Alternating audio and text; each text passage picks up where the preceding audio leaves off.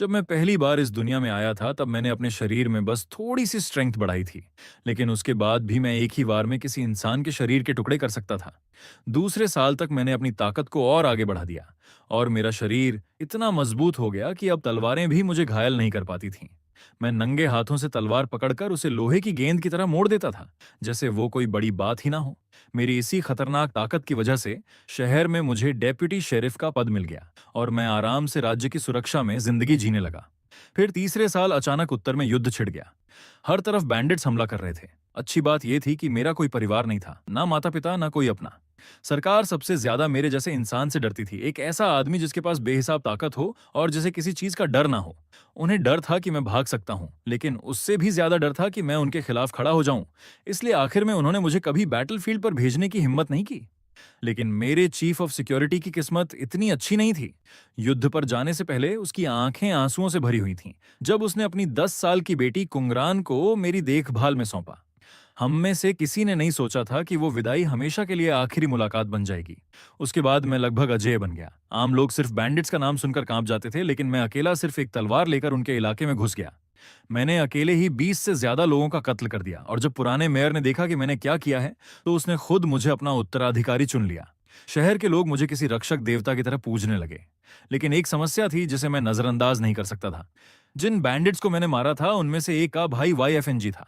2 साल पहले किस्मत से वो इमॉर्टल कल्टीवेशन सेक्ट में शामिल हो गया था। लोग कहते थे कि कल्टीवेटर्स अपने मरे हुए लोगों का बदला लेने के लिए कभी कल तक इंतजार नहीं करते। फिर भी एक बात मुझे सुकून देती थी, जो भी इमॉर्टल माउंटेन पर चढ़ जाता वो 20 साल तक वहां से बाहर नहीं आ सकता था। मैंने उंगलियों पर हिसाब लगाया और राहत की सांस ली। 20 साल बाद तब देखेंगे कौन किसे मारता है। 11वें साल तक जब मैंने स्ट्रेंथ के 10 पॉइंट्स जमा कर लिए, तब मैं एक मुक्के से हवा में वैक्यूम पैदा कर सकता था। तभी मुझे पहली बार एहसास हुआ कि मेरे शरीर में कुछ पूरी तरह असामान्य है। ऐसा लग रहा था जैसे किस्मत ने खुद मुझे चुना हो। फिर 13वें साल में एक साथ 2 खबरें आईं। बुरी खबर यह थी कि कुंगरान के पिता युद्ध में मारे गए थे। वो छोटी लड़की इतनी जोर से रोई कि मेरा दिल टूट गया। लेकिन हम उस दुख से बाहर भी नहीं निकल पाए थे कि पूरे शहर में एक और खबर फैल गई। सिंगचू पैलेस का एक इमॉर्टल मास्टर पहाड़ से नीचे उतरा था डिसाइपल्स भर्ती करने के लिए। उसने कहा कि इस शहर में डेस्टिनी का एक महान बेरर मौजूद है। शुरुआत में मुझे सच में लगा कि वो मेरे बारे में बात कर रहा है, लेकिन टेस्ट के बाद सच्चाई सामने आ गई। असली चाइल्ड ऑफ डेस्टिनी दरअसल SH कुंगरान थी। शुरुआत में उसने जाने से साफ मना कर दिया, क्योंकि वो बहुत पहले ही मेरे इटर्नल यूथ का राज जान चुकी थी। वो एक दिन मेरे बराबर खड़ी होना चाहती थी, इसलिए आखिरकार उसने इमॉर्टल सेक्ट की डिसाइपल बनने के लिए हामी भर दी, लेकिन सिर्फ एक शर्त पर कि वो मुझे भी अपने साथ ले जाए। दुर्भाग्य से सेक्ट ने मुझे पूरी तरह तुच्छ समझा। उन्होंने पहले मेरी हड्डियों की जांच की, फिर ठंडे चेहरे के साथ सिर्फ 4 शब्द बोले, अ रेबल विदाउट डेस्टिनी। उनके लिए मुझे सेक्ट में लाना सिर्फ एक बोझ था। मुझे गेट पर ही रिजेक्ट कर दिया गया। मुआवजे के तौर पर उन्होंने मुझे एक चीज चुनने की अनुमति दी। मैंने डिवाइन वेपन्स और अनमोल ट्रेजर्स को नजरअंदाज कर दिया और पूछा, क्या ऐसी कोई कल्टीवेशन टेक्निक है जो लाइफ स्पैन के बदले कल्टीवेशन पावर दे सके। सेट के लोग मुझे ऐसे घूरने लगे जैसे मैं पूरी तरह पागल हूं, लेकिन फिर भी उनमें से एक ने मेरी तरफ एक मैनुअल फेंक दिया। उस टेक्निक में लिखा था, गोल्डन एलिक्सर को कंडेंस करने के लिए 300 साल चाहिए, प्राइमोडियल इन्फेंट स्टेज तक पहुंचने के लिए 3000 साल, सेंट बनने के लिए 30,000 साल और ट्रू इमोर्टैलिटी हासिल करने के लिए 3 लाख साल। लेकिन जिसने मुझे सबसे ज्यादा चौंकाया वो ये था कि ये टेक्निक यूजर को अपनी लाइफ स्पैन 3 गुना जलाकर कल्टीवेशन स्पीड को 3 गुना बढ़ाने की इजाजत देती थी। जैसे ही मैंने उसे पढ़ा, मैं अपनी एक्साइटमेंट मुश्किल से दबा पाया। ऐसा लग रहा था जैसे ये टेक्निक खास मेरे लिए बनाई गई हो। जहां बाकी लोगों को 300 साल लगते, मुझे सिर्फ 100 साल चाहिए थे। उसके बाद समय इतनी तेजी से बीता कि पता ही नहीं चला और देखते ही देखते 10 साल और गुजर गए। आखिरकार बूढ़ा मेयर रिटायर हो गया और स्वाभाविक रूप से शहर का नया मेयर मैं बन गया। तब तक मेरा स्टेटस पैनल खुद एक डरावना मजाक बन चुका था। मेरे स्ट्रेंथ पॉइंट्स एक अविश्वसनीय स्तर तक पहुंच चुके थे और मेरे डेस्टिनी पॉइंट्स बढ़कर 6 हो गए थे। मैं आराम से पेड़ से एक पत्ता उंगलियों से तोड़कर 50 मीटर दूर ठोस चट्टान को आर पार कर सकता था। मेरी जबरदस्त डेस्टिनी के सहारे मेरी डेथ आर्ट अब ग्रेट आर्ट ऑफ डेथ में इवॉल्व हो चुकी थी। मेरी रेपुटेशन दूर दूर तक फैलने लगी और हर तरफ से मार्शल आर्टिस्ट्स मेरे पास आने लगे। ऐसे अनाथ जिनके पूरे क्लैन खत्म कर दिए गए थे, सेक्ट से निकाले गए अबैंडन्ड जीनियसेस, टूटे मेरिडियंस वाले क्रिपल्ड प्रोडिजीज। पहली नजर में वो सब किसी महान कहानी के चोजन हीरो लगते थे। वो दिन रात मेरे रेजिडेंस के बाहर घुटनों पर बैठे रहते और मुझसे डिसाइपल बनाने की भीख मांगते, लेकिन मैंने बिना एक पल सोचे हर किसी को ठुकरा दिया। क्या ये कोई मजाक था? इतनी कारमा, हेट्रेड और डेस्टिनी उठाए घूमने वाले लोग मेरी जिंदगी में सिर्फ मुसीबतें ही लाते। ऐसे एक भी डिसाइपल को स्वीकार करने का मतलब था आने वाले दशकों तक डिजास्टर्स को न्योता देना। लेकिन वो लोग जाने को तैयार ही नहीं थे। आखिर में सबने शहर में ही बसना शुरू कर दिया और धीरे धीरे गैंगटुंग का शांत शहर एक छोटे मार्शल वर्ल्ड में बदल गया। फिर एक दिन किसी ने मेरी असली ताकत परखने के लिए मेरे इलाके में गैंग कॉन्फ्लिक्ट शुरू करवा दिया। उस समय मैं आराम से एक टी हाउस के अंदर बैठा था। मैंने खड़े होने की भी जरूरत नहीं समझी। बस अपनी उंगली चाय के कप में डुबोई और पानी की एक बूंद आगे उछाल दी। वो छोटी सी बूंद कैनन बॉल की तरह निकली और उस आदमी को दर्जनों मीटर दूर उड़ा दिया, जबकि उसके पीछे आधी सड़क विस्फोट से टूट गई। भीड़ का चेहरा डर से सफेद पड़ गया। उस घटना के बाद सारी परेशानी तुरंत खत्म हो गई और बाद में माफिया लीडर खुद मेरे पास माफी मांगने आया। उसे डर था कि मैं ताकत का संतुलन बिगाड़ दूंगा और पूरे इलाके की व्यवस्था पलट दूंगा। लेकिन सच कहूं तो मुझे मॉर्टल अफेयर्स में कभी कोई दिलचस्पी नहीं थी। जब तक इमॉर्टल्स इस दुनिया में नहीं उतरते मैं हमेशा चुपचाप छिपकर रह सकता था। यही मेरा रास्ता था। लेकिन कुछ समय बाद इस दुनिया की शांति बनाए रखने वाली सील अचानक टूटने लगी और अंडरवर्ल्ड के डीमंस ने डमिंग किंगडम पर हमला कर दिया। खुद क्राउन प्रिंस और उसकी बड़ी बहन प्रिंसेस लिरुइन मेरे पास मदद मांगने आए। आखिरकार मैंने उनकी बात सुनने के लिए हामी भर दी और तभी पहली बार मुझे इस दुनिया की सच्चाई पता चली। ये जगह सिर्फ मॉर्टल रेल्म थी, जबकि असली कल्टीवेशन वर्ल्ड स्पिरिट रेल्म में मौजूद था।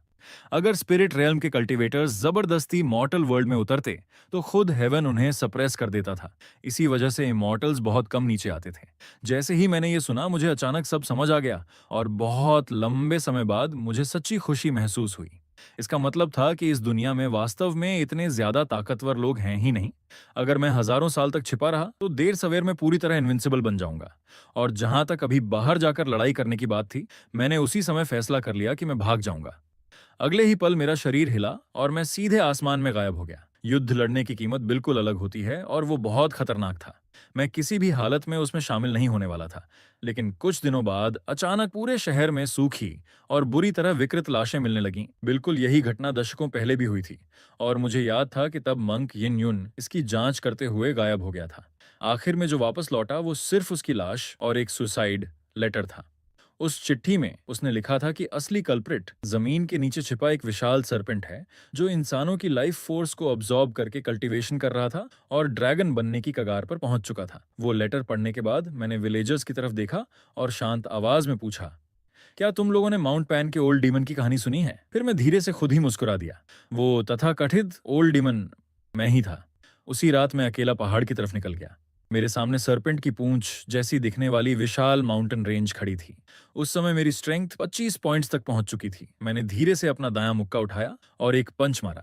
अगले ही पल पहाड़ टूट गया, धरती कांप उठी और पूरी माउंटेन रेंज मेरे वार से चकनाचूर हो गई।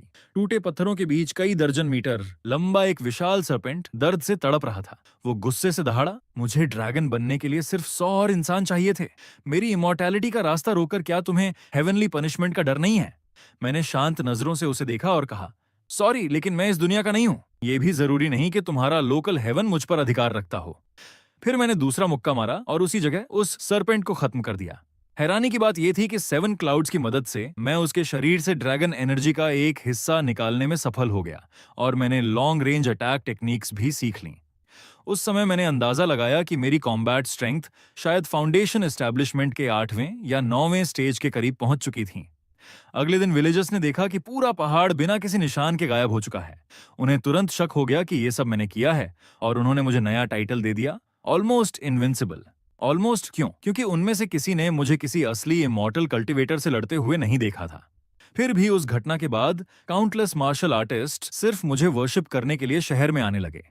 उन्हीं जांघू लोगों की वजह से आखिरकार शहर का नाम बदलकर लिटिल जांघू रख दिया गया। लेकिन सच कहूं तो अब इन सब चीजों से मेरा कोई लेना देना नहीं रह गया था। मैं अब ठीक से लोकी भी नहीं रह सकता था। कई दशकों की सिक्लूडेड कल्टीवेशन के बाद बाहर की दुनिया पूरी तरह बदल चुकी थी। ग्रेट चिन एम्पायर का नया एम्परर, मेरा छोटा भाई, सिंहासन पर बैठ चुका था और उसने किंगडम की डिफेंसिव लाइंस तोड़ दी थी। उसी समय लिटिल जांघू पर भी एक भयानक संकट मंडरा रहा था। 30 साल पहले वाई फेंग एक इमॉर्टल सेक्ट में शामिल हुआ था और अब नदी के उस पार 30 साल बिताने के बाद वो आखिरकार लौट आया था। आज का वाई फेंग अब कोई साधारण इंसान नहीं बल्कि इमॉर्टल सेक्ट का असली डिसाइपल बन चुका था। उसे पता चल गया था कि उसका भाई लिटिल जांघू में मारा गया था और वो यहाँ सिर्फ एक मकसद से आया था। रिवेंज। उसने अपनी ताकत से लिटिल जांगू के 4 महान मास्टर्स को डराकर यह पता लगा लिया कि शहर में अभी भी एक ऐसा इंसान मौजूद है जो इमॉर्टल्स की तरह पहाड़ तोड़ सकता है और नदियों का रास्ता बदल सकता है। वो मैं था। जैसे ही वाई फेंग ने ये अफवाहें सुनी, उसे तुरंत समझ आ गया कि उसके भाई का कातिल शायद मैं ही हूं। लेकिन उसे मेरी ताकत से जरा भी डर नहीं लगा। पहाड़ तोड़ना और नदियां मोड़ना, उसे विश्वास था कि वो भी ऐसा कर सकता है। आखिरकार चारों ग्रेट सेक्ट्स के पास खुद मेरे रेजिडेंस पर आकर मुझे सिक्लूजन से बाहर निकालने के अलावा कोई रास्ता नहीं बचा। और इस तरह दशकों तक छिपने के बाद आखिरकार मेरा पहला युद्ध एक असली इमॉर्टल कल्टीवेटर से होने वाला था। हैरानी की बात यह थी कि मैं बिल्कुल भी घबराया नहीं। अब जब रिसोर्सेज मौजूद थे तो सबसे पहले मुझे उसकी ताकत पर रखनी थी। तब तक मेरे स्ट्रेंथ पॉइंट्स 35 तक पहुंच चुके थे। मेरी शक्ति अब साधारण कल्टीवेटर से तुलना करने लायक भी नहीं रही थी। वाई फेंग आसमान में बाकी सबके ऊपर घमंड से तैर रहा था, लेकिन मैं पूरी तरह शांत था। उसने मुझे ऊपर से घूरते हुए तिरस्कार से कहा, तो तू वही कचरा है जिसने मेरे भाई को मारा? फिर उसने ठंडी आवाज में चिल्लाया, अभी खुद को मार डाल वरना इस शहर के हर कीड़े को खत्म कर दूंगा। मैंने शांत स्वर में जवाब दिया, तुम्हें बहानों की जरूरत नहीं है। तुम्हारी किलिंग इंटेंट पहले से ही बहुत भारी है। वाईफोंग ने एक शब्द भी और नहीं कहा। उसने हाथ उठाया और तुरंत मेरी तरफ अपनी फ्लाइंग सोर्ड छोड़ दी। भीड़ की डरी हुई निगाहों के सामने मैंने बस आराम से 2 उंगलियां आगे बढ़ाईं और उस फ्लाइंग सोर्ड को हवा में ही पकड़ लिया। फिर मैंने हल्का सा हाथ झटका और भयानक रिकॉइल फोर्स ने वाई फेंग को सैकड़ों मीटर दूर उड़ा दिया। मैंने उसे हल्की निराशा से देखते हुए पूछा, तो इमॉर्टल कल्टीवेटर बस ऐसे होते हैं? मेरी ये बात सुनते ही वो ह्यूमिलिएशन और रेज से पागल हो गया। उसने तुरंत अपना डेस्टिनी आर्टिफैक्ट बुलाया और उसे हजारों तलवारों की बारिश में बदल दिया, जो मेरे शरीर को चीरने के लिए मेरी तरफ टूट पड़ी। मैंने बस अपना हाथ उठाया, गोल्डन ड्रैगन एनर्जी आसमान में गरजी और अगले ही पल सारी सोर्ड्स टूटकर बिखर गईं। फिर मैंने सीधे उसकी तरफ देखते हुए ठंडी आवाज में कहा, अब मैं तुम्हें दिखाता हूं कि असली इमॉर्टल कल्टीवेशन क्या होती है। मैंने उसकी तरफ एक उंगली उठाई, हवा फट गई, धरती कांप उठी, एक भयानक एनर्जी वेव निकली और वाई फेंग उसी जगह धूल बनकर खत्म हो गया। सिर्फ एक उंगली से मैंने नदी चीर दी, पहाड़ तोड़ दिया और एक इंसान को अस्तित्व से मिटा दिया। एक इमॉर्टल कल्टीवेटर को एक ही वार में मरते हुए देखकर मेरे आसपास मौजूद हर इंसान पूरी तरह फ्रीज हो चुका था। किसी की सांस लेने तक की हिम्मत नहीं हो रही थी, जबकि मैं शांत नजरों से पास खड़े जांगहू वॉरियर्स और वाईफंग से जुड़े इमॉर्टल सेक्ट के लोगों की तरफ देख रहा था। उन्हीं से मुझे पता चला कि वाईफंग हजारों मील दूर मौजूद शुअन सेक्ट का डिसाइपल था। कल्टीवेटर बनने से पहले ही उसने अनगिनत बुरे काम किए थे, लेकिन फिर भी सेक्ट ने बिना झिझक उसे अपना लिया था। और मेरी बात करें तो ग्रेट किन में मैं अकेला कल्टीवेटर था जिसने हमेशा मॉर्टल वर्ल्ड में रहने का फैसला किया था। अफवाहें कहती थीं कि एम्पायर का सबसे ताकतवर कल्टीवेटर लगभग 100 साल पहले क्लोज डोर डेथ कल्टीवेशन में चला गया था। सच कहूं तो मैं बस यही उम्मीद कर सकता था कि वो बूढ़ा सच में बेकार हो, क्योंकि अगर वाई फेंग जैसे लोग इतनी आसानी से मॉर्टल रियल्म में दखल दे सकते थे तो ये दुनिया मेरी सोच से कहीं ज्यादा खराब हालत में थी। मैं कभी अच्छा इंसान नहीं था, लेकिन कुछ चीजें ऐसी थीं जिन्हें मैं भी बर्दाश्त नहीं कर सकता था। उसके बाद जिंदगी धीरे धीरे फिर शांत होने लगी। चारों सेक्ट लीडर्स ने मेरे पुराने टूटे फूटे घर को रेनोवेट करवाने की पेशकश की, लेकिन मैंने सबको मना कर दिया।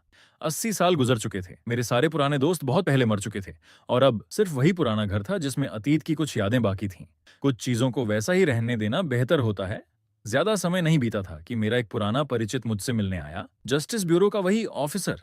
पहले उसके अंदर युवा जोश और एम्बिशन भरा रहता था, लेकिन अब उसके सारे बाल सफेद हो चुके थे। उसे देखकर मैंने धीरे से सांस छोड़ी।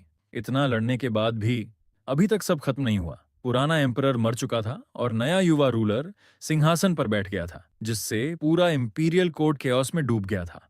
पहली डिफेंसिव लाइन पहले ही टूट चुकी थी और अब सब कुछ एल्डेस्ट प्रिंसेस के ऊपर टिका था, जो खुद सेना की कमान संभालकर बड़ी मुश्किल से दूसरी डिफेंसिव लाइन को बचाए हुए थी। बूढ़े आदमी ने थकी हुई आंखों से मेरी तरफ देखा और बोला, मास्टर, ग्रेट चिन के पास अब कोई जनरल्स नहीं बचे। हम इमॉर्टल सेक्ट्स पर भी भरोसा नहीं कर सकते। इस वक्त सिर्फ आप ही ग्रेट चिन को बचा सकते हैं। मैंने हल्का सा भौहें सिकोड़ते हुए पूछा, एल्डेस्ट प्रिंसेस खुद सेना चला रही है, क्या ग्रेट चिन में अब कोई आदमी नहीं बचा? एक औरत को युद्ध में क्यों जाना पड़ रहा है? मैं उसे मना करने ही वाला था, लेकिन अचानक मेरी बात बीच में ही रुक गई। बूढ़े ने मेरे चेहरे की बेरुखी देखकर दांत भींचे और बोला, भले ही एल्डेस्ट प्रिंसेस एक महिला है, लेकिन उसके अंदर फाउंडिंग एम्परर की आत्मा है। उसने कहा है कि अगर ग्रेट चिन गिर गया तो इस दुनिया के लोग नॉर्दर्न एनिमीज के लिए सिर्फ लाइव स्टॉक बनकर रह जाएंगे। मास्टर, क्या आप भी इसी मॉर्टल वर्ल्ड से नहीं आए? क्या आप सच में ये सब होते देख सकते हैं? मैं कुछ देर चुप रहा।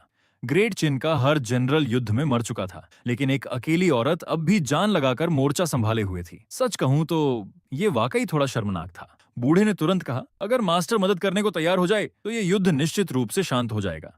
मैंने झुंझलाकर हाथ हिलाया और कहा, बस करो, इतनी खुशामद मत करो। बैटलफील्ड कहाँ है? बूढ़ा जल्दी से बोला, हैंगिया पास, यहाँ से 3000 एली दूर। मैंने चुपचाप अपनी स्ट्रॉ हैट पहन ली। 3000 लाई, वो अभी कम से कम सुरक्षित लौट आई है। कहना ही चाहता था कि अचानक कमरे के अंदर भयानक तूफानी हवा फट पड़ी।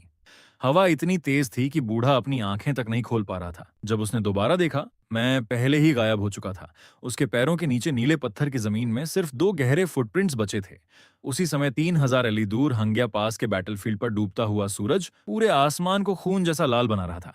ग्रेट चिन का आखिरी डिफेंसिव फोर्ट्रेस टूटने की कगार पर था। दीवारों पर लाशें बिखरी थीं और फटे हुए ड्रैगन बैनर के नीचे एल्डेस्ट प्रिंसेस लियू रुयांग खड़ी थीं। उसकी सिल्वर आर्मर पूरी तरह खून से लाल हो चुकी थी और वो टूटी हुई तलवार का सहारा लेकर भारी सांसें ले रही थी। वो अपनी जान देकर ग्रेट चिन की आखिरी डिग्निटी बचा रही थी। पास के बाहर काले बादल शहर के ऊपर छाए हुए थे और लाखों नॉर्दर्न सोल्जर्स हमला किए बिना इंतजार कर रहे थे।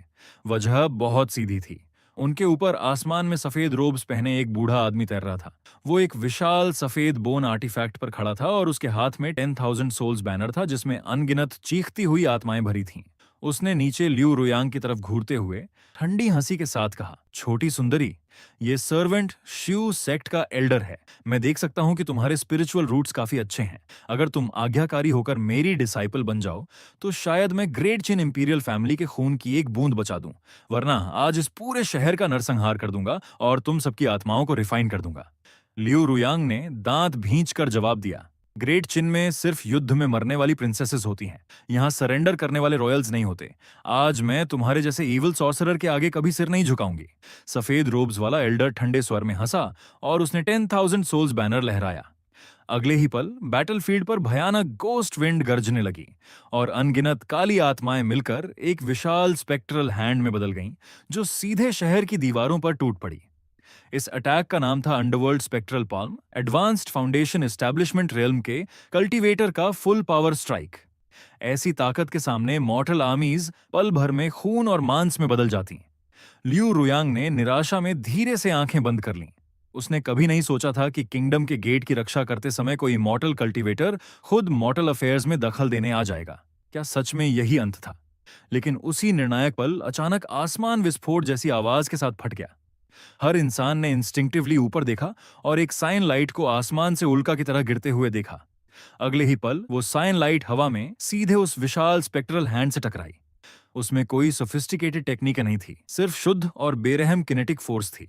पूरा अंडरवर्ल्ड स्पेक्ट्रल पाल्म ऐसे टूट गया जैसे लोहे के हथौड़े से टोफू को कुचल दिया गया हो। वो काले धुएं में फटकर गायब हो गया, लेकिन साइन लाइट रुकी नहीं। वो सीधे शहर की दीवारों के सामने वाले स्क्वायर में आ गिरी। जमीन भयंकर तरीके से कांप उठी, जैसे मैग्नीट्यूड 10 अर्थक्वेक आया हो। शॉक वेव ने काउंटलेस नॉर्दर्न कैवलरी सोल्जर्स और घोड़ों को हवा में उड़ा दिया। कुछ पल के लिए पूरा बैटलफील्ड खामोश हो गया। चाहे नॉर्दर्न आर्मी हो या दीवारों पर खड़े डिफेंडर्स, हर कोई मुझे सदमे में घूर रहा था। धीरे धीरे धूल साफ हुई और बीच में बने विशाल क्रेटर के अंदर मैं आराम से खड़ा दिखाई दिया। मैंने अपनी रोब से धूल झाड़ी, स्ट्रॉ हैट ठीक की और खुद से बड़बड़ाया, रास्ता थोड़ा ज्यादा दूर था, लैंडिंग ठीक से कंट्रोल नहीं कर पाया। लियू रुयांग कुछ पल के लिए जम गई, फिर कांपती आवाज में बोली, क्या मैं पूछ सकती हूँ, इमॉर्टल मास्टर किस सेक्रेड माउंटेन से आए हैं? मैंने उसकी तरफ देखा और शांत स्वर में कहा, मैं कोई इमॉर्टल मास्टर नहीं हूँ। फिर मैंने आसमान में खड़े सफेद रोब्स वाले एल्डर की तरफ देखा, जो खुद भी स्टंट लग रहा था। मैं बस एक टाउन चीफ हूँ। सुना यहाँ कोई परेशानी कर रहा था तो सोचा आकर देख लूं कि मामला सुलझाया जा सकता है या नहीं। एल्डर ने तुरंत अपनी स्पिरिचुअल सेंस मेरे शरीर पर डाली, लेकिन उसे मेरे अंदर स्पिरिचुअल एनर्जी का एक भी फ्लक्चुएशन महसूस नहीं हुआ। उसकी नजर में मैं बस एक साधारण मॉर्टल वॉरियर था जिसने कुछ बाहरी मार्शल आर्ट्स टेक्निक्स सीख रखी थीं।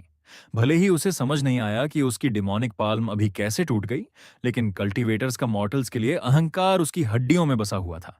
अपमान और गुस्से से भरे हुए उसने जल्दी से हैंड सील बनाया और एक ब्लड रेड फ्लाइंग सोर्ड बुलाकर मेरी तरफ छोड़ दी। वो क्रिम्सन लाइटनिंग की तरह सीधे मेरे माथे की तरफ आई। लियू रुयांग डर से चीख उठी, इमॉर्टल मास्टर सावधान! लेकिन मैं हिला तक नहीं। जैसे ही तलवार मेरे माथे तक पहुंची, मैंने शांत भाव से अपना दायां हाथ उठाया और एक उंगली से उसे हल्का सा फ्लिक कर दिया। वो लो ग्रेड स्पिरिचुअल सोर्ड जो लोहे को मिट्टी की तरह काट सकती थी, एक ही टच में टूट गई। पूरी ब्लेड में काउंटलेस क्रैक्स फैल गए और जोरदार आवाज के साथ वो टुकड़ों में बिखर गई। अपनी लाइफ बाउंड आर्टिफैक्ट टूटते ही सफेद रोब्स वाला एल्डर खून उगलते हुए पीछे हट गया और उसकी आंखों में डर भर गया। इम्पॉसिबल। तुम्हारा फिजिकल बॉडी आखिर किस स्तर का है? इवन बॉडी कल्टीवेटर्स भी नंगे हाथों से स्पिरिचुअल वेपन्स डिस्ट्रॉय नहीं कर सकते। मैंने उसकी तरफ शांत नजरों से देखा और कहा, बहुत फ्रैजाइल है। फिर मैंने हल्का सा अपने घुटने मोड़े और मेरे पैरों के नीचे की जमीन उसी पल धंस गई। मेरे खड़े होने वाली जगह पर सिर्फ एक आफ्टर इमेज बची थी। अगले ही पल मैं सीधे 100 मीटर ऊपर हवा में उस ब्लड रोब्ड प्रिजनर के सामने पहुंच चुका था। वो उड़ना नहीं था, बस एक साधारण जंप था। उस आदमी की आंखें डर से सिकुड़ गईं। उसे मुश्किल से इतना समय मिला कि वो स्पिरिचुअल एनर्जी शील्ड खड़ा कर सके। घबराई हुई आवाज में वो चिल्लाया, मास्टर दया कीजिए, मैं श्यू क्लैन से हूं। लेकिन मेरे चेहरे पर कोई बदलाव नहीं आया। मैंने बस एक मुक्का मारा। उसमें कोई टेक्निक नहीं थी, सिर्फ शुद्ध ताकत थी। मेरे पंच की फोर्स ने हवा को ही कंप्रेस करके एक भयानक कैनन ब्लास्ट में बदल दिया, जो सीधे उसके स्पिरिचुअल शील्ड से टकराई। बैरियर कागज की तरह टूट गया। मेरा मुक्का बिना रुके सीधे उसकी छाती के आर पार निकल गया और उसके पीछे आसमान में 1 किलोमीटर लंबा वैक्यूम ट्रेल तक फट गया। वो आदमी अविश्वास से अपनी छाती के विशाल छेद को घूरता रह गया। मरते वक्त तक उसे समझ नहीं आया कि आखिर उसे किस ताकत ने मारा। फिर ग्रेविटी ने मुझे वापस नीचे खींच लिया और मैं सीधे ल्यूरुयान के सामने शहर की दीवार पर उतर गया। एक लगभग डिवाइन फिगर को एक ही मुक्के में इमॉर्टल कल्टीवेटर को मारते देखने के बाद नॉर्दर्न आर्मी पूरी तरह कैओस में टूट गई। जनरल्स और सोल्जर्स दोनों ने अपने हथियार और आर्मर फेंक दिए और डर के मारे भागने लगे। दूसरी तरफ ग्रेट चिन की दीवारों पर अजीब सी खामोशी छा गई। हर सोल्जर मुझे डर भरी आंखों से देख रहा था, लेकिन मैंने किसी की तरफ ध्यान नहीं दिया। मेरी नजर सिर्फ ल्यू रुयान पर थी। उसके चेहरे पर खून और धूल लगी हुई थी, फिर भी वो बेहद खूबसूरत लग रही थी। उसने गहरी सांस ली और सम्मान से मेरी तरफ झुक गई। इमॉर्टल मास्टर, मेरी और पूरे किंगडम की जान बचाने के लिए धन्यवाद। क्या मैं आपका ऑनर्ड नेम जान सकती हूँ? रुयान पूरे रियल्म की शक्ति से आपका एहसान चुकाने को तैयार है। मैंने हल्के से हाथ हिलाया और कहा, इनाम की जरूरत नहीं है, मैं बस एक सवाल पूछने आया हूँ। उसने तुरंत सम्मान से जवाब दिया, कृपया पूछिए मास्टर। अगर रुयान को जवाब पता होगा तो मैं कुछ नहीं छुपाऊंगी। मैंने ब्लड रोब्ड एल्डर की लाश की तरफ इशारा करके पूछा। उसने कहा था कि वो श्यू क्लैन से है। क्या उसके मरने के बाद उस क्लैन से कोई बदला लेने आएगा? लियो रुयान ने समझाया, श्यू क्लैन बाउंड्री रेल्म की उत्तरी सीमा पर मौजूद जंगियन माउंटेन रेंज में रहता है। बाउंड्री रेल्म और मॉर्टल रेल्म के बीच रिस्ट्रिक्शंस हैं। अगर वहां के कल्टीवेटर्स जबरदस्ती नीचे भी उतरें तो उनकी शक्ति काफी सप्रेस हो जाती है। फिर वो थोड़ी देर रुकी और सावधानी से पूछने लगी, क्या मास्टर को श्यू क्लैन के रिटेलिएशन का डर है? मैंने ईमानदारी से सिर हिलाया और राहत की सांस छोड़ी। अच्छा है, वो जगह काफी दूर है। मैंने छोटे वाले को मार दिया था, इसलिए डर था कि बड़े वाले परेशानी करने ना आ जाएं। मुझे सबसे ज्यादा नफरत ट्रबल से है। फिर मैं मुड़ा और कैजुअली कहा, खैर अगर और कुछ नहीं है तो अलविदा। उम्मीद है हमारी राहें दोबारा ना टकराएं। क्योंकि मेरे पास स्पिरिचुअल रूट्स नहीं थे, इसलिए साधारण कल्टीवेटर्स भी मेरी असली डेप्थ महसूस नहीं कर सकते थे। उनकी नजर में मैं बस एक आम मॉर्टल था। मैं जाने ही वाला था कि पीछे से ल्यू रुयान ने जल्दी से आवाज दी, मास्टर, ग्रेट चिन का थ्रोन अभी खाली है, अगर आप चाहें तो। मैंने अपनी स्ट्रॉ हैट नीचे की और हाथ हिलाकर उसकी बात बीच में रोक दी। मैं बस एक साधारण टाउन चीफ हूँ। इतना कहकर मैं आगे बढ़ा और रात के अंधेरे में गायब हो गया। जब मैं वापस गंटान टाउन लौटा तो जिंदगी ऐसे चलती रही जैसे कुछ हुआ ही ना हो। उस समय इस दुनिया में मेरा 85वां साल चल रहा था। मेरी स्ट्रेंथ 40 पॉइंट्स तक पहुंच चुकी थी, लेकिन मैंने एक समस्या नोटिस करनी शुरू कर दी। सिर्फ स्ट्रेंथ बढ़ाने से बॉटल नेक बनने लगा था। मेरा फिजिकल बॉडी अब इतनी भयानक ताकत को मुश्किल से संभाल पा रहा था, इसलिए मैंने तय किया कि अगले साल से कॉन्स्टिट्यूशन बढ़ाना शुरू करूंगा। 90वें साल तक ल्यू रुयान ग्रेट चिन की एम्प्रेस बन चुकी थी। वो मेहनत से राज कर रही थी और एम्पायर के चारों दिशाओं को शांत कर चुकी थी। इंपीरियल पैलेस के अंदर उसने एक ब्लैंक स्टोन मॉन्यूमेंट बनवाया। हर महीने की पहली और 15वीं तारीख को वो खुद वहां जाकर सम्मान प्रकट करती थी। बहुत कम लोग जानते थे कि वो किसी का इंतजार कर रही थी। दूसरी तरफ मैं शहर के पास छोटे पॉन्ड के किनारे बैठकर फिशिंग में दिन बिताता था। उन 10 सालों में मैंने कॉन्स्टिट्यूशन और वाइटैलिटी में 5 पॉइंट्स जोड़ दिए। मेरा शरीर अब टॉप ग्रेड स्पिरिचुअल एनर्जी जितना कठोर हो चुका था। अब अगर कोई गोल्डन कोर कल्टीवेटर मुझ पर सीधे हमला भी करे तो शायद वो सिर्फ मेरी स्किन को स्क्रैच ही कर पाए। फिर 95वें साल में मुझे गलती से एक जांघू मार्शल आर्टिस्ट से फ्रैगमेंटेड मैप मिला। उस मैप में स्पिरिट रेल्म जाने वाले टेलीपोर्टेशन पोर्टल की लोकेशन मार्क्ड थी। मैंने उसे एक बार देखा और कैजुअली एक किताब में दबाकर टेढ़ी टेबल को सीधा करने के लिए इस्तेमाल कर लिया। स्पिरिट रेल्म जाना, क्या मजाक था। वहां golden core cultivators stray dogs जितने आम थे और नासेंट सोल एक्सपर्ट्स सड़कों पर घूमते थे। यहाँ मॉर्टल वर्ल्ड में मैं आराम से शहर के किनारे एक इनविंसिबल एंसेस्टर की तरह रह सकता था, लेकिन स्पिरिट रेल्म में शायद मैं किसी ऐसी चींटी बन जाता जिसे कोई भी उंगली से कुचल दे। फिर मैं वहां जाने की सोचता भी क्यों। मुझे खुद एहसास नहीं था कि अब सिर्फ मेरा फिजिकल बॉडी ही नासेंट सोल कल्टीवेटर को सप्रेस करने के लिए काफी था। 100वें साल तक गंटान टाउन के पुराने लोग धीरे धीरे एक एक करके मरने लगे। मैं शहर का सबसे बूढ़ा इंसान बन चुका था, लेकिन मेरा चेहरा अब भी 20 साल के युवक जैसा दिखता था। लोगों को डराने से बचने के लिए मैंने डिस्गाइज टेक्निक्स इस्तेमाल करके नकली मूछें लगा लीं और खुद को मिडिल एज्ड आदमी की तरह दिखाने लगा। फिर एक दिन लग्जूरियस रोब्स पहने एक खूबसूरत नोबल वुमन शहर में आई। मैंने उसे तुरंत पहचान लिया। वो लियू रोयान थी।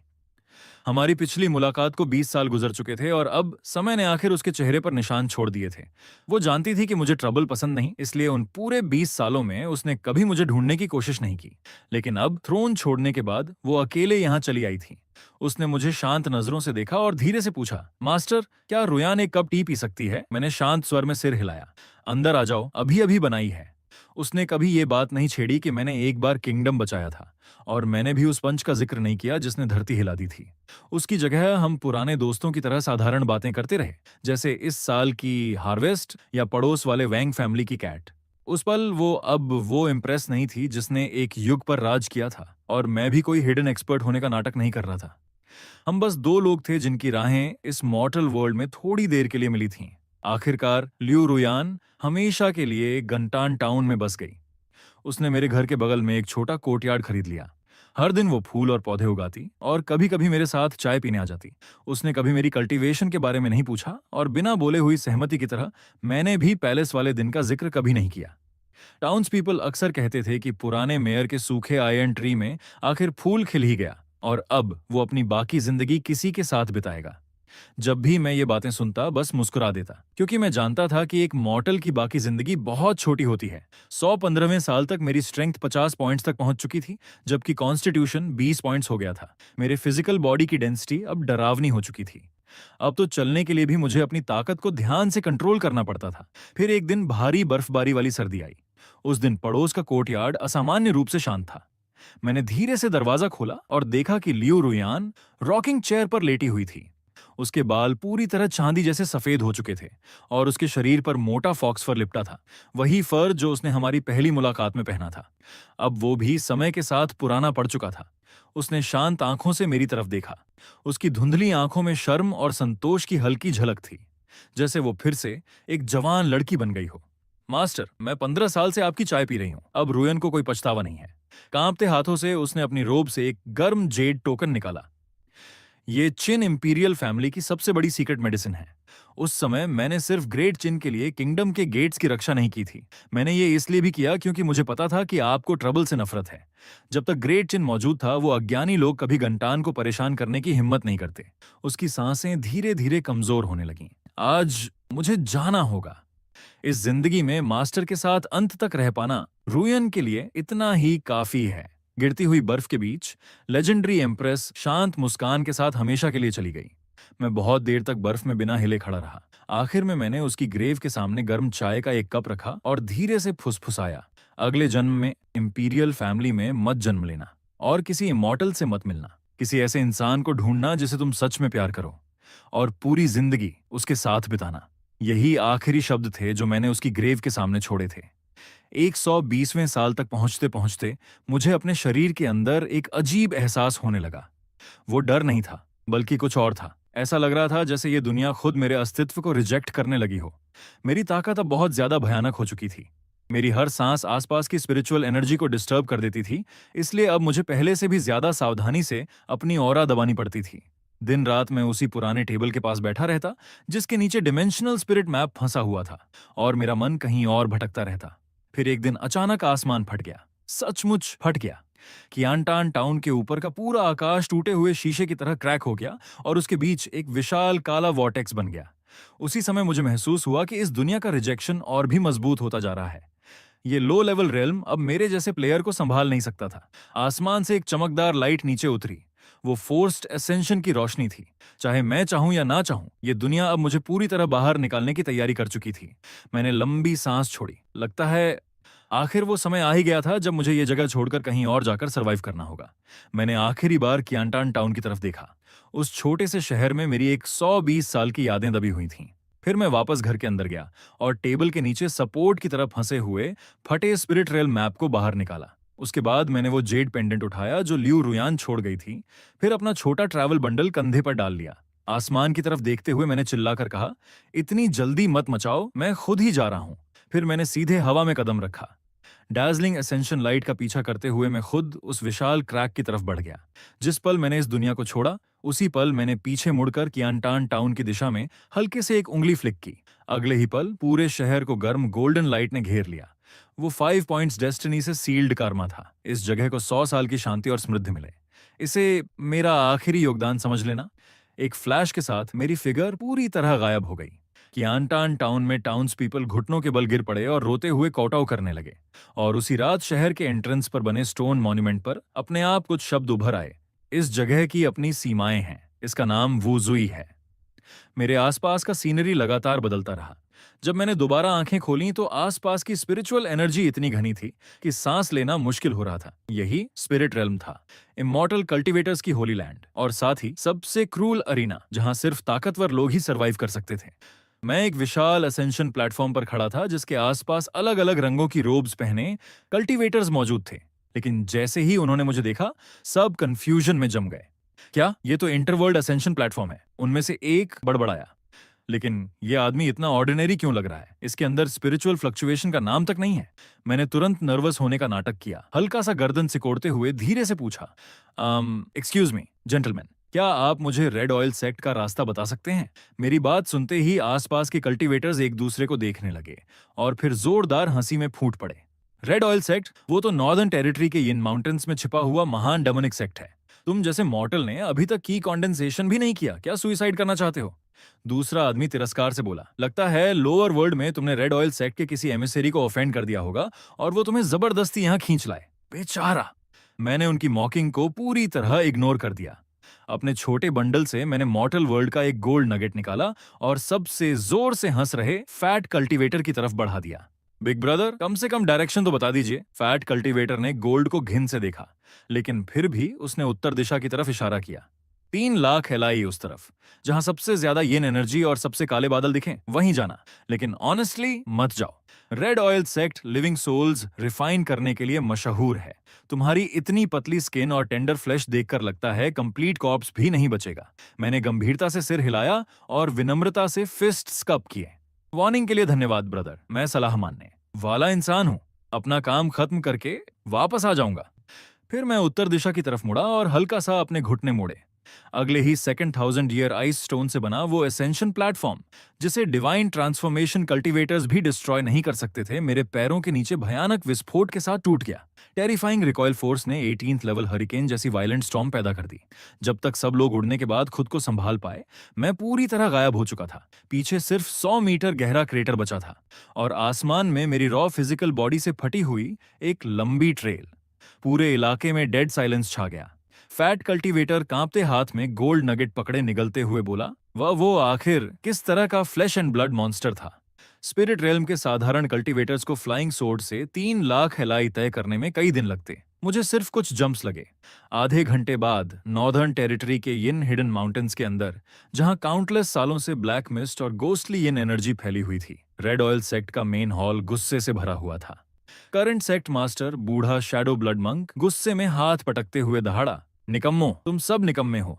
80 साल हो गए, अभी तक उस लोअर वर्ल्ड वाले डैम टाउन चीफ को नहीं ढूंढ पाए। कई साल पहले उसी आदमी ने एक फिंगर स्ट्राइक में 9th एल्डर की लाइफ आर्टिफैक्ट और बॉडी दोनों डिस्ट्रॉय कर दी थी, जिससे रेड ऑयल सेक्ट की लोअर वर्ल्ड फाउंडेशन पूरी तरह खत्म हो गई थी।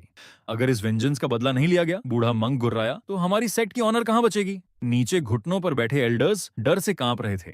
आखिर ग्रेट एल्डर ने हिम्मत जुटाकर कहा, सेक्ट मास्टर, उस आदमी ने लोअर वर्ल्ड को बहुत हेविली सप्रेस कर रखा था। फाउंडेशन एस्टैब्लिशमेंट से ऊपर भेजे गए डिसाइपल्स हेवनली लाइटनिंग से मारे गए। हम उसका ट्रेस ही नहीं कर पाए। शैडो ब्लड मंक का चेहरा और काला पड़ता गया। उसका गुस्सा फटने ही वाला था, लेकिन तभी ओवरवेलमिंग डिस्ट्रक्टिव फोर्स से भरी डार्जलिंग सियान लाइट आसमान से सीधे मेन हॉल के सामने व्हाइट जेड प्लाजा पर आ गिरी। पूरा यिन हिडन माउंटेन रेंज भयंकर तरीके से कांप उठा। शॉकवेव से काउंटलेस पैलेसेस और पेविलियंस ढह गए और हर तरफ चीखें गूंजने लगीं। मरने और घायल होने वालों की गिनती तक नहीं थी। हॉरर से भरा सेक्ट मास्टर शूमिंग तुरंत सारे एल्डर्स को लेकर बाहर भागा। प्लाजा के बीचों बीच एक विशाल क्रेटर बन चुका था। डस्ट क्लाउड के अंदर एक युवा आदमी खड़ा था जिसने पुरानी स्ट्रॉ हैट और काउंटलेस सालों से धुलते धुलते फीकी पड़ चुकी रोब पहन रखी थी। मैंने शांत भाव से अपने कपड़ों से धूल झाड़ी। शूमिंग का चेहरा शौक से जम गया। मेरे शरीर से स्पिरिचुअल फ्लक्चुएशंस का नाम तक नहीं था। कोई मॉर्टल ऐसा कैसे कर सकता था? आखिर मैं था कौन और रेड ऑयल सेक्ट के गेट तक क्यों आया था? मैंने धीरे से अपनी स्ट्रॉ हैट ठीक की, सिर उठाया और भीड़ पर नजर डाली। मैं गंटान का टाउन चीफ हूं। मेरे ये शब्द निकलते ही पूरा इलाका खामोश हो गया। जूमिंग की आंखें तुरंत फैल गईं। तो तुम वही लोअर वर्ल्ड वाला बॉडी कल्टीवेटिंग बार्बेरियन हो? मैंने शांत स्वर में सिर हिलाया। सुना है तुम लोग मुझे 80 साल से ढूंढ रहे थे। फिर मैंने हल्की सांस छोड़ी।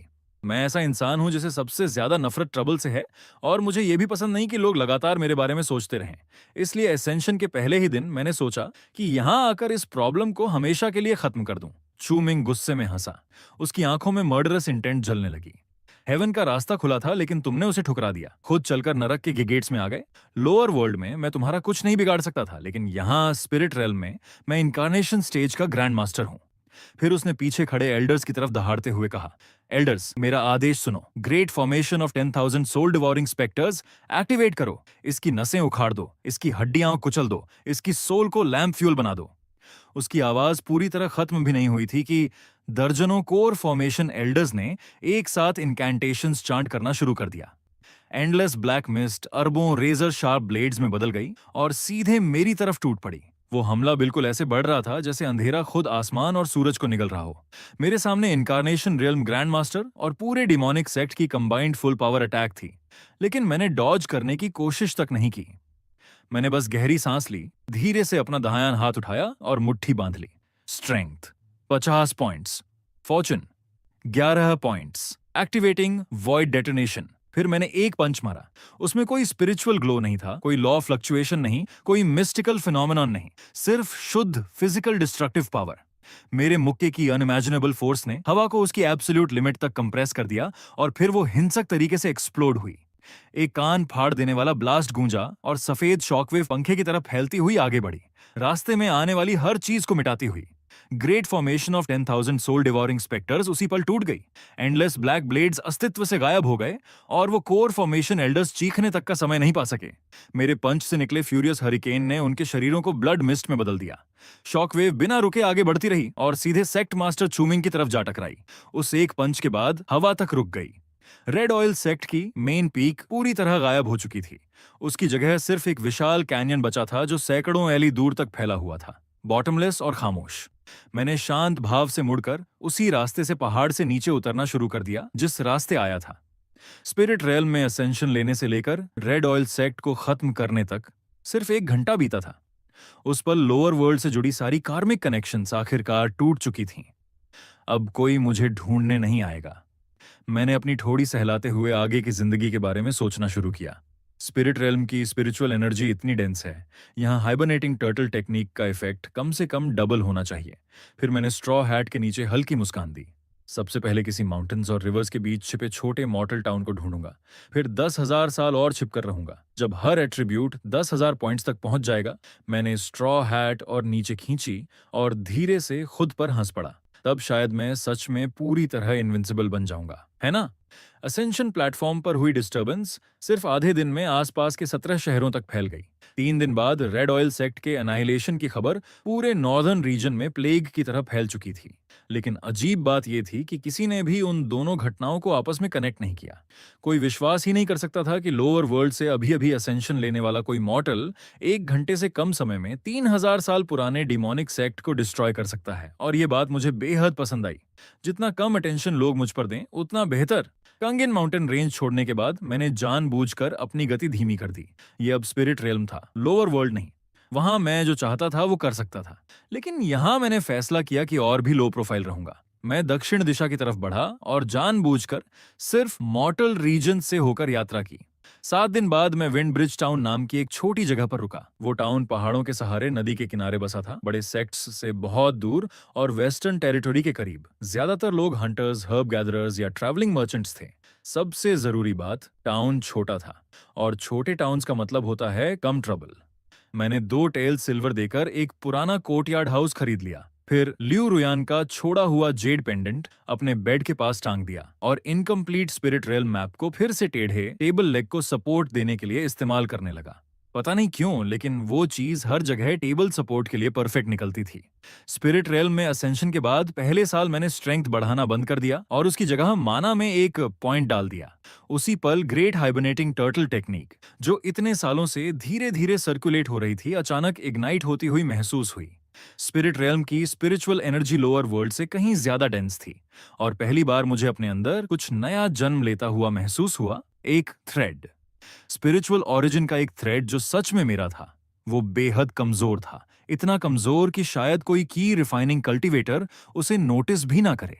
लेकिन मेरे लिए उसका मतलब बहुत बड़ा था, क्योंकि इसका मतलब था कि मैं अब सिर्फ एट्रीब्यूट पॉइंट्स स्टैक करने वाला टाउन चीफ नहीं रहा। अब मैं ऐसा टाउन चीफ बन चुका था जो मार्शल पावर और मैजिकल आर्ट्स दोनों कल्टीवेट करता था। दूसरे साल मैंने माना में एक और पॉइंट डाला। स्पिरिट रियल्म की स्पिरिचुअल एनर्जी से नरिश्ड होकर ग्रेट हाइबरनेटिंग टर्टल टेक्निक फिर इवॉल्व हुई। अब वो सिर्फ हाइबरनेशन टेक्निक नहीं रही थी, वो एक बिल्कुल नई डिवाइन आर्ट बन चुकी थी। मैंने उसका नाम रखा शोंग वू लॉन्जेविटी एसेंस। नाम थोड़ा जरूरत से ज्यादा इंपोजिंग था, लेकिन ऑनेस्टली उसका इफेक्ट भी वैसा ही था। वो सिर्फ लाइफ स्पैन को एफिशिएंटली कल्टीवेशन में कन्वर्ट नहीं करती थी, बल्कि मेरी विटैलिटी, माना और स्पिरिट को इतना कंप्रेस कर देती थी कि उन्हें डिटेक्ट करना लगभग इम्पॉसिबल हो जाता था। आसान शब्दों में कहूं तो अब मैं छिपने में पहले से भी बेहतर हो गया था। तीसरे साल मैंने अपनी डिवाइन सेंस बाहर फैलाने की कोशिश की। जैसे ही वो फैली, पूरा फंग्याओ टाउन मेरी माइंड में हथेली की तरह साफ दिखाई देने लगा। मैंने ईस्टर्न डिस्ट्रिक्ट वाली टोफू बेचने वाली विडो को ब्लैक स्मिथ को सीक्रेटली सॉल्टेड वेजिटेबल्स देते देखा। मैंने वेस्ट स्ट्रीट वाले गैम्बलिंग एडिक्ट को अपनी पत्नी द्वारा जमीन में छिपाए पैसे निकालते देखा। मैंने टाउन ऑफिस के पीछे बैठे ओल्ड मेयर को लेजर पकड़कर आहें भरते हुए भी देखा। मैंने तुरंत डिवाइन सेंस वापस खींच ली।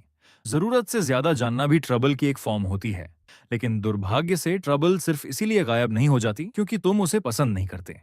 आधे महीने बाद फांगियाओ टाउन के पास एक थर्ड ऑर्डर डिमोनिक वुल्फ दिखाई दिया। ओल्ड मेयर 10 से ज्यादा गार्ड्स लेकर सिटी गेट तक गया, लेकिन सबके पैर डर से कांप रहे थे। शुरुआत में मैं भीड़ के पीछे चुपचाप खड़ा रहा। मेरा इंटरफियर करने का कोई इरादा नहीं था, लेकिन पूरी दुनिया में से उस डिमोनिक वुल्फ ने मेरी कोर्टयार्ड वॉल ही चुन ली। टाउन के सारे लोग डर से जम गए, जबकि ओल्ड मेयर सीधे मेरे सामने घुटनों पर गिर पड़ा। मैंने तुरंत उसे उठाया और गंभीरता से समझाया कि मैं बस एक पासिंग ट्रैवलर हूं। लेकिन अगले ही सुबह विलेजर्स खुद एक जायंट प्लाक चमकी उठाकर मेरे घर ले आए और एंट्रेंस ब्लॉक कर दिया। प्लाक पर 5 बड़े गोल्डन कैरेक्टर्स लिखे थे, we beg you to become our mayor. मैं दरवाजे पर खड़ा उन पेनफुली फेमिलियर वर्ड्स को चुपचाप घूरता रह गया। मैं स्पिरिट रेल्म में स्पेसिफिकली छिपने के लिए आया था, लेकिन काउंटलेस डिटूर्स के बाद भी समहाउ फिर मेयर बन गया। मैंने 3 बार मना किया, लेकिन विलेजर्स पूरे 3 दिन तक मेरे घर के बाहर घुटनों पर बैठे रहे। आखिर में मैंने हेल्पलेस साइड छोड़ी और पोजीशन एक्सेप्ट कर ली। आखिर टाउन मैनेज करने का एक्सपीरियंस तो मुझे पहले से था, और इस तरह स्पिरिट रेल्म में मेरी पहली ऑफिशियल आइडेंटिटी बनी फांग्याओ टाउन का नया मेयर। ये खबर जल्दी ही आसपास की सेटलमेंट्स तक फैल गई और सब शॉक में पड़ गए। आखिर किसी ने भी एक मॉर्टल को थर्ड ऑर्डर डिमोनिक वुल्फ को एक फिंगर स्ट्राइक में मारते नहीं देखा था। ज्यादा समय नहीं बीता कि फंग्याओ टाउन फेमस होने लगा, और फेम नेचुरली अपने साथ नए प्रॉब्लम्स लेकर आई। अजीब लोग एक एक करके टाउन में आने लगे। एक फटा पुराना यंग सोर्ड्समैन जो ओवरसाइज्ड ब्लेड लेकर घूमता था, एक यंग गर्ल जिसे एनिमीज चेस कर रहे थे और जो ब्लड सोक्ड वेंडेटा उठाए हुए थी, एक ब्लैक क्लोथ यूथ जिसके मेरिडियंस टूट चुके थे और जो लगातार बड़बड़ाता रहता, 30 साल बाद मैं रिवेंज लेने लौटूंगा। उनकी शक्ल देखते ही मेरी आईलिड्स जोर से ट्विच करने लगीं। बिना एक पल गंवाए मैंने तुरंत अपने डोर के बाहर नया साइन टांग दिया। उस साइन पर सिर्फ एक सेंटेंस लिखा था, this town does not accept disciples, form brotherhood alliances, cancel engagements और slap people in the face. Crowd उस साइन को कंफ्यूजन में घूरता रह गया। सिर्फ मैं ही समझता था कि ये रूल्स कितने जरूरी हैं। दुर्भाग्य से प्रोटैगनिस्ट डेस्टिनी वाले लोगों पर रूल्स का ज्यादा असर नहीं होता। स्पिरिट रेल्म में 5वें साल एक सफेद कपड़ों में लिपटी महिला फंगचाओ टाउन पहुंची। जिस पल वो टाउन में दाखिल हुई, आसमान से बर्फ गिरने लगी और रास्ते में मौजूद हर इंसान उसे घूरने के लिए रुक गया। वो बेहद खूबसूरत थी और उतनी ही ठंडी। उसके पीछे गार्ड्स और प्रोटेक्टर्स का एक अजीब ग्रुप चल रहा था, जिनकी ऑरा बेहद टेरिफाइंग थी। स्वांगजाओ पैलेस की सेंटेस शू चिंगरन। जैसे ही मैंने कोर्टयार्ड में बैठकर डॉक्यूमेंट्स रिव्यू करते हुए ये नाम सुना, मेरी ब्रश की नोक अचानक रुक गई। थोड़ी देर बाद कोर्टयार्ड डोर पर हल्की दस्तक हुई। बाहर से एक आवाज आई जो एक साथ फेमिलियर भी थी और डिस्टेंट भी। मास्टर, क्या चिंगरान एक कप टी मांग सकती है? मैं काफी देर तक बिना हिले बैठा रहा, फिर आखिरकार उठकर दरवाजा खोला। शू चिंगरान बिल्कुल वैसी ही खड़ी थी जैसी मुझे याद थी। उसका चेहरा ज्यादा नहीं बदला था, लेकिन उसकी आंखें पहले से कहीं ज्यादा गहरी हो चुकी थीं। जैसे ही उसने मुझे देखा, उसकी आंखें हल्की लाल हो गईं। मैंने आपको 100 साल से ज्यादा ढूंढा। मैंने शांत नजरों से उसे देखा, फिर उसके पीछे खड़े प्रोटेक्टर्स की तरफ नजर घुमाई। अगर मुझसे मिलने आई थी तो इतने लोग साथ क्यों लाई? शू चिंगरान ने हल्का सा नजरें झुकाई और धीमी आवाज में बोली, मैंने इन्हें नहीं चुना, ये लोग खुद पीछे आने पर अड़े हुए हैं। उसकी बात सुनते ही मुझे सब समझ आ गया। ट्रबल फिर से आ चुका था। मैंने उसे कोर्टयार्ड के अंदर बुला लिया, लेकिन जैसे ही उसके प्रोटेक्टर्स अंदर आने की कोशिश करने लगे, मैंने बस उन्हें एक बार देखा। भारी आवाज के साथ कोर्टयार्ड गेट अपने आप बंद हो गया। उनके चेहरे तुरंत बदल गए, क्योंकि उन्हें एक डरावनी बात समझ आ चुकी थी। अब उनमें से किसी में भी वो दरवाजा खोलने की हिम्मत नहीं बची थी। कोर्टयार्ड के अंदर शू चिंगरान स्टोन टेबल के पास चुपचाप बैठ गई और मुझे खामोशी से टी बनाते देखती रही। उसने नहीं पूछा कि मैंने इतने साल कैसे बिताए, और मैंने भी नहीं पूछा कि वो मॉर्टल वर्ल्ड से स्पिरिट रेल्म तक कैसे पहुंची। हम दोनों जानते थे कि वो 100 साल आसान नहीं रहे होंगे। टी तैयार होने के बाद शू चिंगरान ने धीरे से कप उठाया और हल्की आवाज में बोली, मास्टर अब भी पहले जैसे ही हैं। मैंने हल्का सा सिर हिलाया। नहीं, मैं बदल गया हूं। पहले मुझे सिर्फ मॉर्टल वर्ल्ड के ट्रबल से डर लगता था, अब स्पिरिट रेल्म के ट्रबल से भी डर लगने लगा है। शू चिंगरान खुद को रोक नहीं पाई और धीरे से हंस दी। एक पल के लिए उसकी मुस्कान बिल्कुल उस 10 साल की लड़की जैसी लगी जो कभी मेरी स्लीव पकड़कर रोती थी। लेकिन वो मुस्कान जल्दी ही गायब हो गई और उसकी जगह थकान ने ले ली। आखिरकार उसने धीमी आवाज में कहा, मास्टर, मैं आपकी मदद मांगने आई हूं। फिर उसने सारी बात समझाई। छोटा शियोगु क्लैन डिजास्टर का सामना कर रहा था। जिसने उसे कल्टीवेशन में लाया था, वो मास्टर 30 साल पहले निर्वाणा पहुंच चुका था और अब नया क्लैन लीडर सेंट्रल रीजन के हेवनली फेट कोर्ट के साथ मिल चुका था। वो लोग उसकी डेस्टिनी कॉन्ट्रैक्ट का इस्तेमाल एंशिएंट अर्थली टॉम्ब खोलने के लिए करना चाहते थे। अगर उसने मना किया तो शियोयू क्लैन का हर सदस्य मर जाएगा। मैं कुछ देर चुप रहा, फिर भारी सांस छोड़ते हुए बोला, मुझे पता था जिस दिन तुम जैसे प्रोटागोनिस्ट डेस्टिनी वाले इंसान से जुड़ोगे, उस दिन से कुछ अच्छा नहीं होगा। शू चिंगरान ने हल्का सा सिर झुकाया और धीरे से पूछा, मास्टर, क्या आपको कभी पछतावा हुआ कि आपने मेरे लिए वो डोर खोला था? मैंने शांत नजरों से उसकी तरफ देखा और जवाब दिया, थोड़ा, लेकिन बहुत ज्यादा नहीं। उसने अपनी आंखें नीचे कर लीं, लेकिन उसके होंठों के किनारे हल्के से उठ गए। वो समझ गई थी कि उन शब्दों का असली मतलब क्या था। सच तो ये था, मुझे बिल्कुल पछतावा नहीं था। तभी कोर्टयार्ड के बाहर से अचानक ठंडी आवाज गूंजी, यंग लेडी, क्लैन लीडर आपको तुरंत वापस बुलाते हैं। अगर आप इस अननोन मॉर्टल के साथ जुड़ी रहीं, तो हमारी निर्दयता के लिए हमें दोष मत दीजिए। मैंने कोर्टयार्ड गेट की तरफ देखा और आह भरी। टी अभी खत्म भी नहीं हुई और इन्हें जल्दी मच गई। इन लोगों को सच में कभी रुकना नहीं आता। मैंने शांत भाव से अपना कप नीचे रखा। जैसा सोचा था, जहां वो जाएगी ट्रबल ज्यादा दूर नहीं रहेगा। और सच में तीसरे दिन दोपहर को पवेलियन ऑफ फेट के लोग आ गए। उनका लीडर काले कपड़ों में मिडिल एज्ड आदमी था, जिसका नाम वूफे था। स्वांग क्लैन के रेकलेस एल्डर्स के विपरीत उसने आते ही अटैक नहीं किया। वो साफ तौर पर ज्यादा कॉशियस था। टाउन से 3 एली दूर खड़े होकर उसने सम्मान से फिस्ट्स कप किए और आवाज लगाई, मैं पवेलियन ऑफ फेट का स्ट्यूअर्ड वूफे हूं। पवेलियन मास्टर के आदेश से फेलो कल्टीवेटर वूचोंग को डिस्कशन के लिए इनवाइट करने आया हूं। मैंने आलस भरी आवाज में जवाब दिया, मुझे डिस्कशंस पसंद नहीं। वूफे ने हल्का सा आंखें सिकोड़कर कहा, फेलो कल्टीवेटर, क्या आपको पता है कि शू चिंगरान एंशिएंट मिस्टीरियस रेल्म खोलने वाली डेस्टिनी कॉन्ट्रैक्ट की कैरियर है? मैंने शांत स्वर में कहा, वो उसका कॉन्ट्रैक्ट है, मेरा नहीं। वूफाई का चेहरा काला पड़ गया। तो fellow cultivator pavilion of fate का एनिमी बनने का इरादा रखता है? मैंने हल्की सांस छोड़ी। शुरुआत में ऐसा इरादा नहीं था, लेकिन जब तुम खुद मेरे दरवाजे के बाहर खड़े होकर ऐसी बातें कहने लगे, तो अब शायद हाँ। टाउन के बाहर खामोशी छा गई। साफ था कि वूफे ने इतनी सीधी बात की उम्मीद नहीं की थी। काफी देर बाद वो अचानक ठंडी हंसी हंसा, एरोगेंट, मेरा पेविलियन ऑफ फेट 70,000 सालों से सेंट्रल रीजन में खड़ा है। हमारे पास हार्मोनाइजेशन और ग्रेट परफेक्शन के दर्जनों एक्सपर्ट्स हैं। तुम्हारे पास थोड़ी टैलेंट हो सकती है, लेकिन क्या तुम सच में फेट का विरोध कर सकते हो? उसकी बात सुनकर मैंने धीरे से आसमान की तरफ देखा। बहुत समय पहले मर्टल वर्ल्ड में भी किसी ने मुझसे कुछ ऐसा ही कहा था। फिर मैंने शांत नजरों से उसकी तरफ देखा। बाद में वो सब मर गए। वो फेई के चेहरे की मुस्कान धीरे धीरे गायब हो गई। अगले ही पल उसकी स्लीव से 3 bronze and bone destiny arrows निकले और फैलकर एक विशाल फॉर्मेशन डायग्राम में बदल गए, जिसने पूरे टाउन को ढक लिया। हेवनली मैकेनिज्म्स फॉर्मेशन में घूमने लगे और काउंटलेस डेस्टिनी थ्रेड्स आपस में इंटरट्वाइन हो गए। ये पवेलियन ऑफ फेट की एग्जीक्यूशन आर्ट थी, एक डरावनी टेक्निक जो डेस्टिनी कॉन्ट्रैक्ट्स छीनकर लोगों की जिंदगी रीराइट कर सकती थी। विंड ब्रिज टाउन का आसमान तुरंत अंधेरा हो गया, यहाँ तक कि शू छिंगरान का चेहरा भी बदल गया, क्योंकि उसकी सोल जबरदस्ती बाहर खींची जा रही थी। वो मेरे पास खड़ी होकर नर्वस आवाज में बोली, मास्टर सावधान रहिए, ये असली डेस्टिनी आर्ट है। मैंने शांत भाव से सिर हिलाया, फिर धीरे धीरे हाथ बढ़ाया और हवा में तैरते डेस्टिनी थ्रेड में से एक को सीधे पकड़ लिया। वूफे की प्यूपिल्स डर से सिकुड़ गईं। वो थ्रेड्स इंटेंजिबल और इनविजिबल होने चाहिए थे, ऐसी चीजें जिन्हें सिर्फ थॉट से गाइड किया जा सकता था, लेकिन मैंने उन्हें ऐसे खींच लिया जैसे कोई साधारण रस्सी हो। मैंने क्यूरियोसिटी से उसे 2 बार देखा और बड़बड़ाया, तो ये है फेट। फिर मैंने हल्के से हाथ दबाया, क्रैक! पूरा फॉर्मेशन डायग्राम उसी पल टूट गया। वूफे का शरीर बिजली लगने की तरह कांप उठा और उसने खून की बड़ी मात्रा उगल दी। इम्पॉसिबल! तुम फेट के थ्रेड्स को छू कैसे सकते हो? मैंने कैजुअली अपनी उंगलियां झटकी। पूरी चीज मुझे काफी इंटरेस्टिंग लगी। तो फॉर्चून और डेस्टिनी आर्ट्स ऐसे इस्तेमाल होते हैं। आज कुछ नया सीख लिया।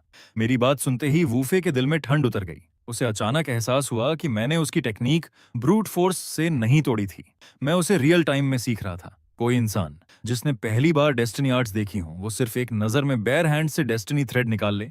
ये मॉन्स्ट्रस भी नहीं था, ये पूरी तरह एब्सर्ड था। वूफे एक पल भी और रुकने की हिम्मत नहीं कर पाया। वो तुरंत मुड़ा और टेलीपोर्टेशन टेक्निक एक्टिवेट करके भागने लगा, लेकिन मैं अपनी जगह से हिला तक नहीं। मैंने बस एक फिंगर फ्लिक की थी। इनविजिबल फोर्स की वेव ने 3 एली का आसमान पल भर में पार कर लिया और उड़ते हुए वूफे का पूरा शरीर, उसका प्राइमोर्डियल सोल और प्रोटेक्टिव आर्टिफैक्ट सब ब्लड मिस्ट में एक्सप्लोड होकर गायब हो गए। उस दिन के बाद विंड ब्रिज टाउन असामान्य रूप से शांत हो गया। अब कोई वहां आने की हिम्मत नहीं करता था, यहां तक कि माइग्रेटिंग बर्ड्स भी उस इलाके के ऊपर से उड़ने से बचने लगे। आखिरकार मुझे वो पीस एंड क्वाइट मिल गई जिसकी मैं लंबे समय से तलाश कर रहा था। लेकिन मैं ये भी जानता था कि ये शांति हमेशा नहीं टिकेगी, क्योंकि मरने से पहले वो 5 खबर सेंट्रल रीजन तक भेज चुका था। और सच में 2 हफ्ते बाद पवेलियन ऑफ फेट के 3 महान डिविनेशन मास्टर्स ने एक साथ हेवनली कैलकुलेशंस खोली ताकि मेरे ओरिजिन, मेरी डेस्टिनी और शू छिंगरान से जुड़े कार्मिक कनेक्शन की जांच कर सकें। रिजल्ट डिजास्ट्रस था। पहला ग्रैंड मास्टर तुरंत कंप्लीट एम्प्टीनेस से टकराया और उसकी 7 ऑरिफिसेस से खून बहने लगा। दूसरा grand master outside the world शब्द बोलने से पहले ही शैटर्ड बोन्स में एक्सप्लोड हो गया। तीसरे की हालत सबसे बुरी हुई। उसने डिविनेशन को जबरदस्ती लिमिट तक पुश किया और आखिरकार उसे एक स्टोन मॉन्यूमेंट दिखाई दिया। उस मॉन्यूमेंट पर 5 शब्द लिखे थे, here dwell immortals, no divination allowed. उसके बाद वो पूरी तरह पागल हो गया। पवेलियन ऑफ फेट में तुरंत केओस फैल गया। आखिरकार पवेलियन मास्टर ने खुद ऑर्डर जारी किया, उस एग्जिस्टेंस को डिवाइन, इंटरप्ट, प्रोवोक या एग्जॉस्ट नहीं किया जाएगा। जो भी आदेश तोड़ेगा उसे पवेलियन से बाहर निकाल दिया जाएगा। ये फैसला सुनकर मैंने आखिर राहत की सांस ली। कम से कम उनमें से किसी एक का दिमाग तो काम करता है। शू छिंगरान चुपचाप मेरे सामने बैठी थी और मुझे धीरे धीरे टी पॉट में पानी भरते देख रही थी। कोर्टयार्ड के बाहर डूबता सूरज आसमान को लाल बना रहा था। फिर उसने हल्की आवाज में आखिर पूछा, मास्टर। उसने धीमी आवाज में पूछा, मास्टर, अब आपका क्या प्लान है? मैंने शांत भाव से टी पॉट में और चाय डाली, फिर जवाब दिया, फिलहाल तो यहीं रहूंगा, कुछ और साल एट्रीब्यूट पॉइंट्स जमा करूंगा।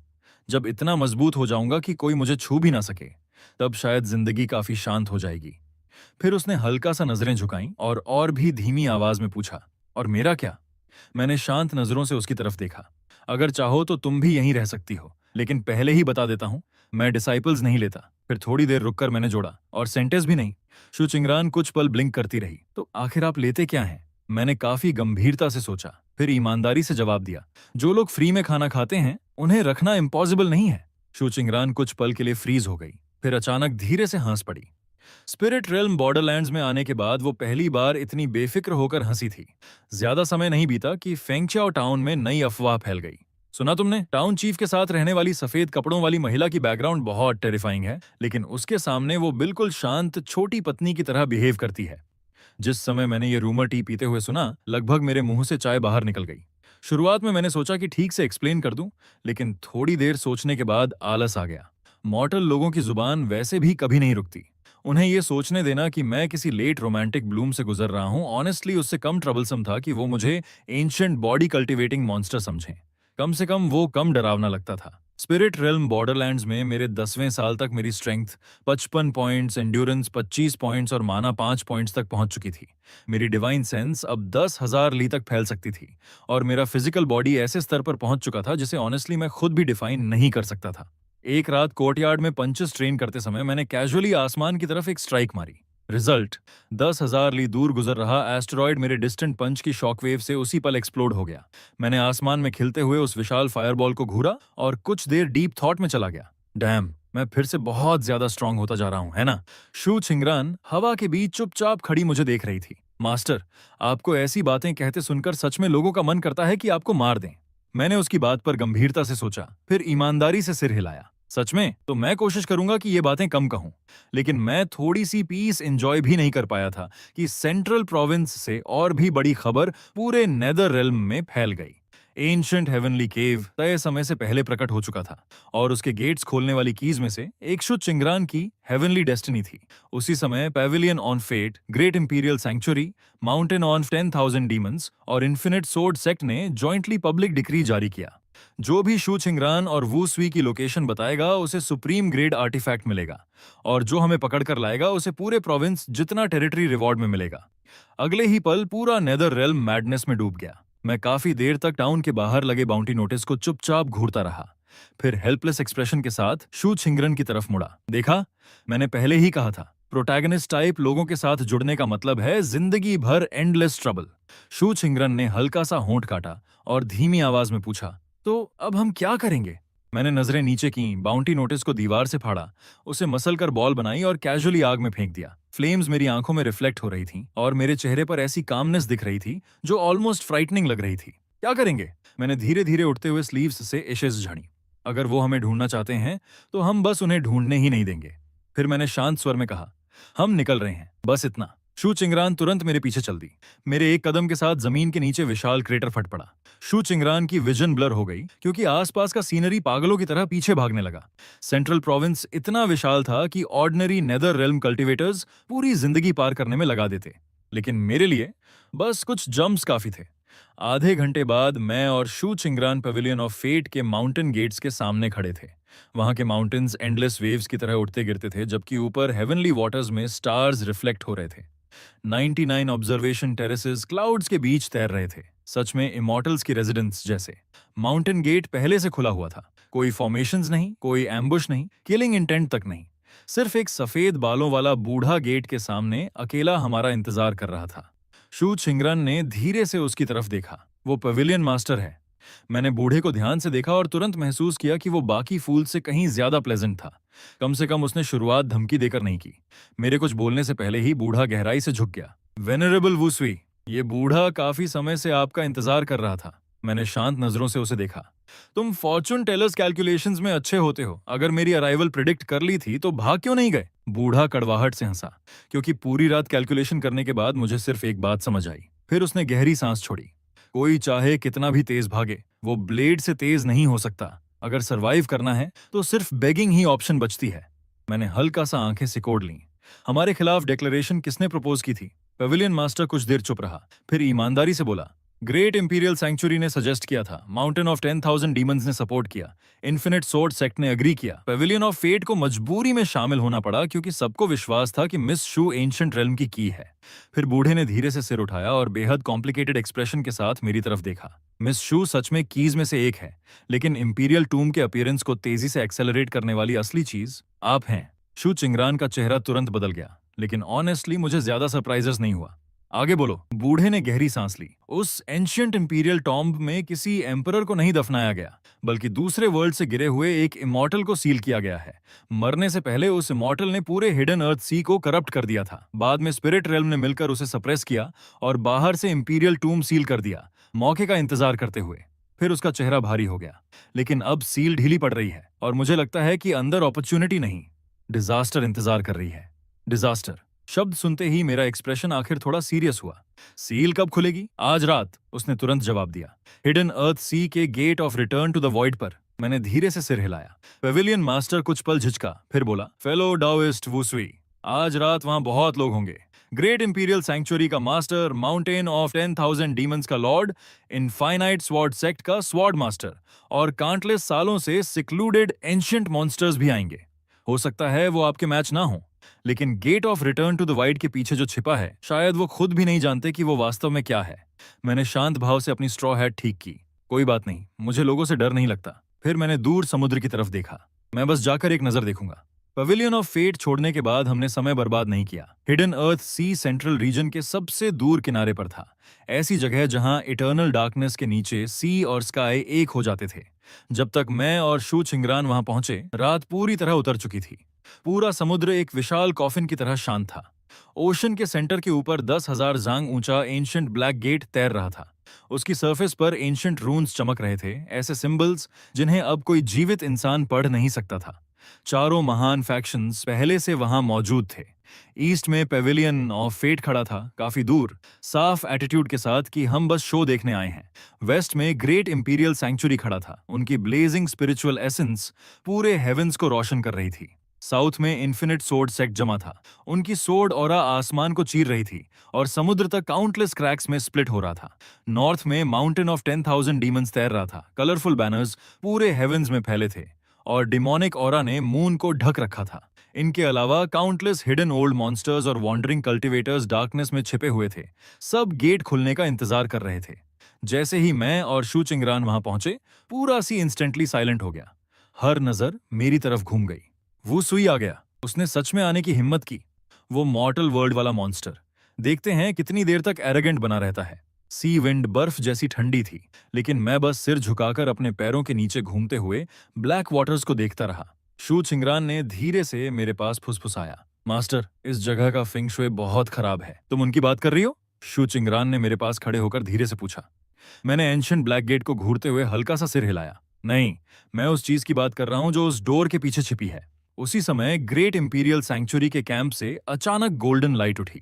गोल्डन रोब्स पहने एक मिडिल एज्ड आदमी आसमान में कदम रखता हुआ ऊपर आया। उसकी ऑरा छोटे सूरज की तरह जल रही थी। हेवनली सेंटर के ग्रेट इंपीरियल सैंक्चुरी का जीबोशांग। उसकी आवाज ने पूरे हेवंस को हिला दिया जब उसने ठंडी नजरों से मेरी तरफ देखा। वुसुई, शू चिंगरान को सौंप दो। अगर ऐसा किया तो मैं पहले हुई सारी बातों को भूल सकता हूं। मैंने कुछ पल उसे चुपचाप देखा। पूरा समुद्र शांत हो गया। फिर मैंने कामली पूछा, और तुम आखिर होते कौन हो जो मुझसे इस तरह बात कर रहे हो? जीबो शांग के माथे पर नसें उभर आईं।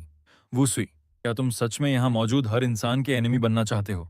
मैंने उसके सवाल पर काफी गंभीरता से कुछ सेकंड सोचा, फिर धीरे से सिर हिलाया। ओरिजिनली मैं सिर्फ तुम लोगों से पीसफुली बात करना चाहता था। फिर मैंने दोबारा उसकी तरफ देखा। लेकिन तुम लोगों का बात करने का तरीका ऑनेस्टली मेरा डिस्कशन करने का मन खत्म कर देता है। जीबोशांग गुस्से में हंसा। अच्छा, तो आज मैं खुद उस आदमी की एबिलिटीज देखूंगा जो मॉर्टल वर्ल्ड से चढ़कर आया है। उसने एक हाथ उठाया और वॉइड से एक विशाल एंशिएंट कॉल्ड्रन बाहर निकला। उसके प्रकट होते ही 1000 ली के अंदर स्पिरिचुअल एनर्जी वायलेंटली इरप्ट करने लगी, जबकि उसके प्रेशर से समुद्र की सरफेस दर्जनों जांग नीचे धंस गई। क्राउड में किसी ने शौक में चिल्लाया, हेवनली येलो कॉल्ड्रन, वो ग्रेट इंपीरियल सैंक्चुरी का ट्रू ड्रैगन आर्टिफैक्ट है। Heavenly yellow cauldron terrifying force के साथ नीचे गिरा और उस पल पूरा आसमान उसी की तरफ झुकता हुआ महसूस हुआ। लेकिन मैं बिल्कुल नहीं हिला, ना डॉज किया, ना पीछे हटा। मैंने बस एक हाथ उठाया और उस विशाल कॉल्ड्रन को एक ही पाम से पकड़ लिया। बूम! समुद्र 1000 जांग वेव्स में एक्सप्लोड हो गया, लेकिन मेरे पैर आधा इंच भी नहीं धंसे। वहां मौजूद हर कल्टीवेटर एब्सोल्यूट डिसबिलीफ में मुझे घूर रहा था, जबकि जीबोशांग का चेहरा ड्रास्टिकली बदल गया। इम्पॉसिबल! मैंने कैजुअली कॉल्ड्रन को हल्का सा उठाया, फिर सिर हिलाया। काफी भारी है। अगले ही पल मैंने धीरे धीरे अपनी उंगलियां कस दी। हेवनली येलो कॉल्ड्रन ने तुरंत तेज और दर्द भरी चीख निकाली। उसकी सरफेस पर क्रैक्स फैलने लगे और उसका आर्टिफैक्ट स्पिरिट एग्नी में चिल्लाने लगा। जीबोशांग ने खून उगला और हॉरर में चिल्लाया, रुको! मैंने उस आर्टिफैक्ट को सेंचुरीज तक सीपिक डिवाइन हैंड से रिफाइन किया है। क्रैक! हेवनली येलो कॉल्ड्रन मेरे हाथ में 4 बड़े पीसेस में टूट गया और काउंटलेस फ्रैगमेंट्स नीचे समुद्र में बारिश की तरह गिरने लगे। जीबोशांग पूरी तरह फ्रीज हो गया। दूसरी तरफ मैंने कैजुअली सबसे बड़ा बचा हुआ फ्रैगमेंट उठाया, जो उसका एक हैंडल था, और उसे स्टोरेज बैग में डाल लिया। इसे रख लेता हूं, मैंने सोचते हुए बड़बड़ाया, बाद में पानी उबालने के काम आएगा। क्राउड अभी उस शॉक से उबर भी नहीं पाया था कि इन्फिनिट सोर्ड सेक्ट की दिशा से अचानक शार्प सोर्ड बेल गूंजी। ग्रे रोब्स पहने एक बूढ़ा आदमी 10,000 फ्लाइंग सोर्ड्स के ऊपर खड़ा दिखाई दिया। उसकी मर्डरस ऑरा हेवेंस तक को चीर रही थी।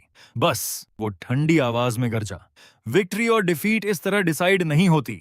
वो इन्फिनिट सोर्ड सेक्ट का 11th सॉर्ड वेनरेबल था। उसने बिना वक्त गंवाए हाथ नीचे घुमाया।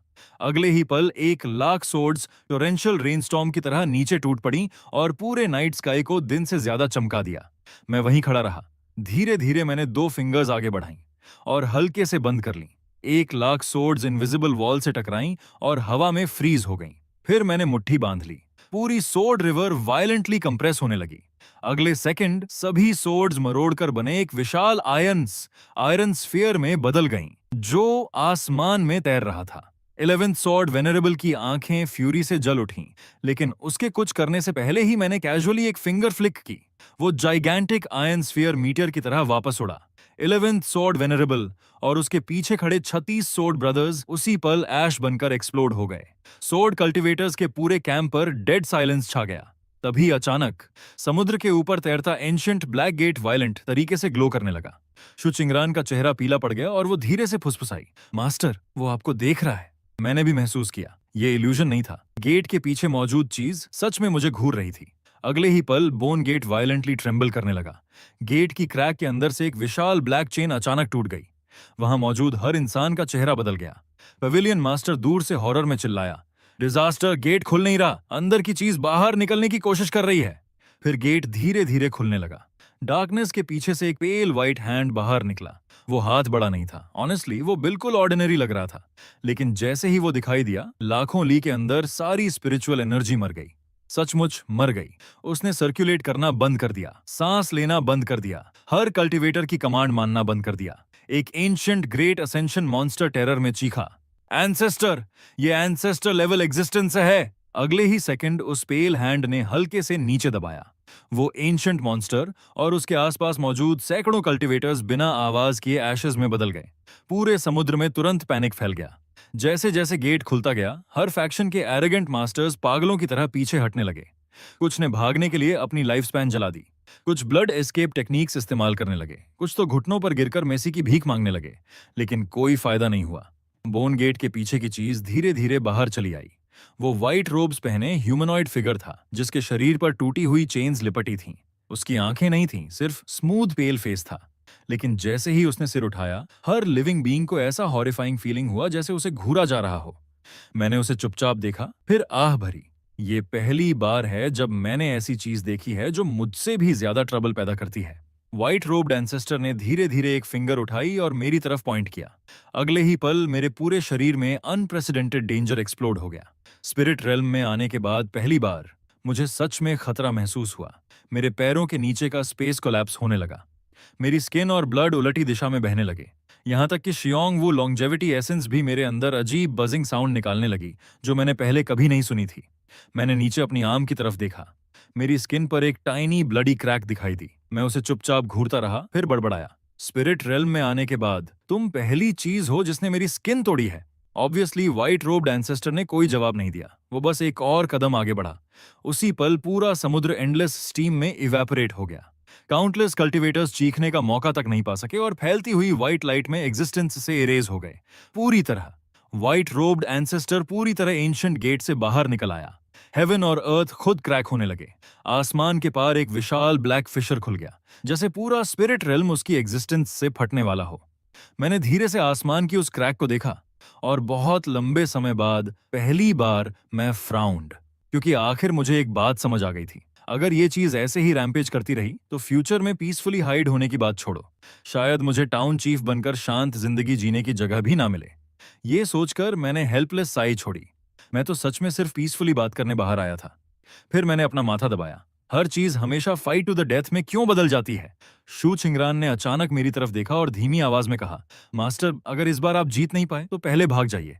मैंने तुरंत उसकी तरफ मुड़कर देखा। क्या बेकार बातें कर रही हो? फिर मैंने कामली कहा, मेरा हाउस अभी भी फांक्याओ में है, टेबल लेग अब भी उसी मैप से सपोर्ट हो रही है।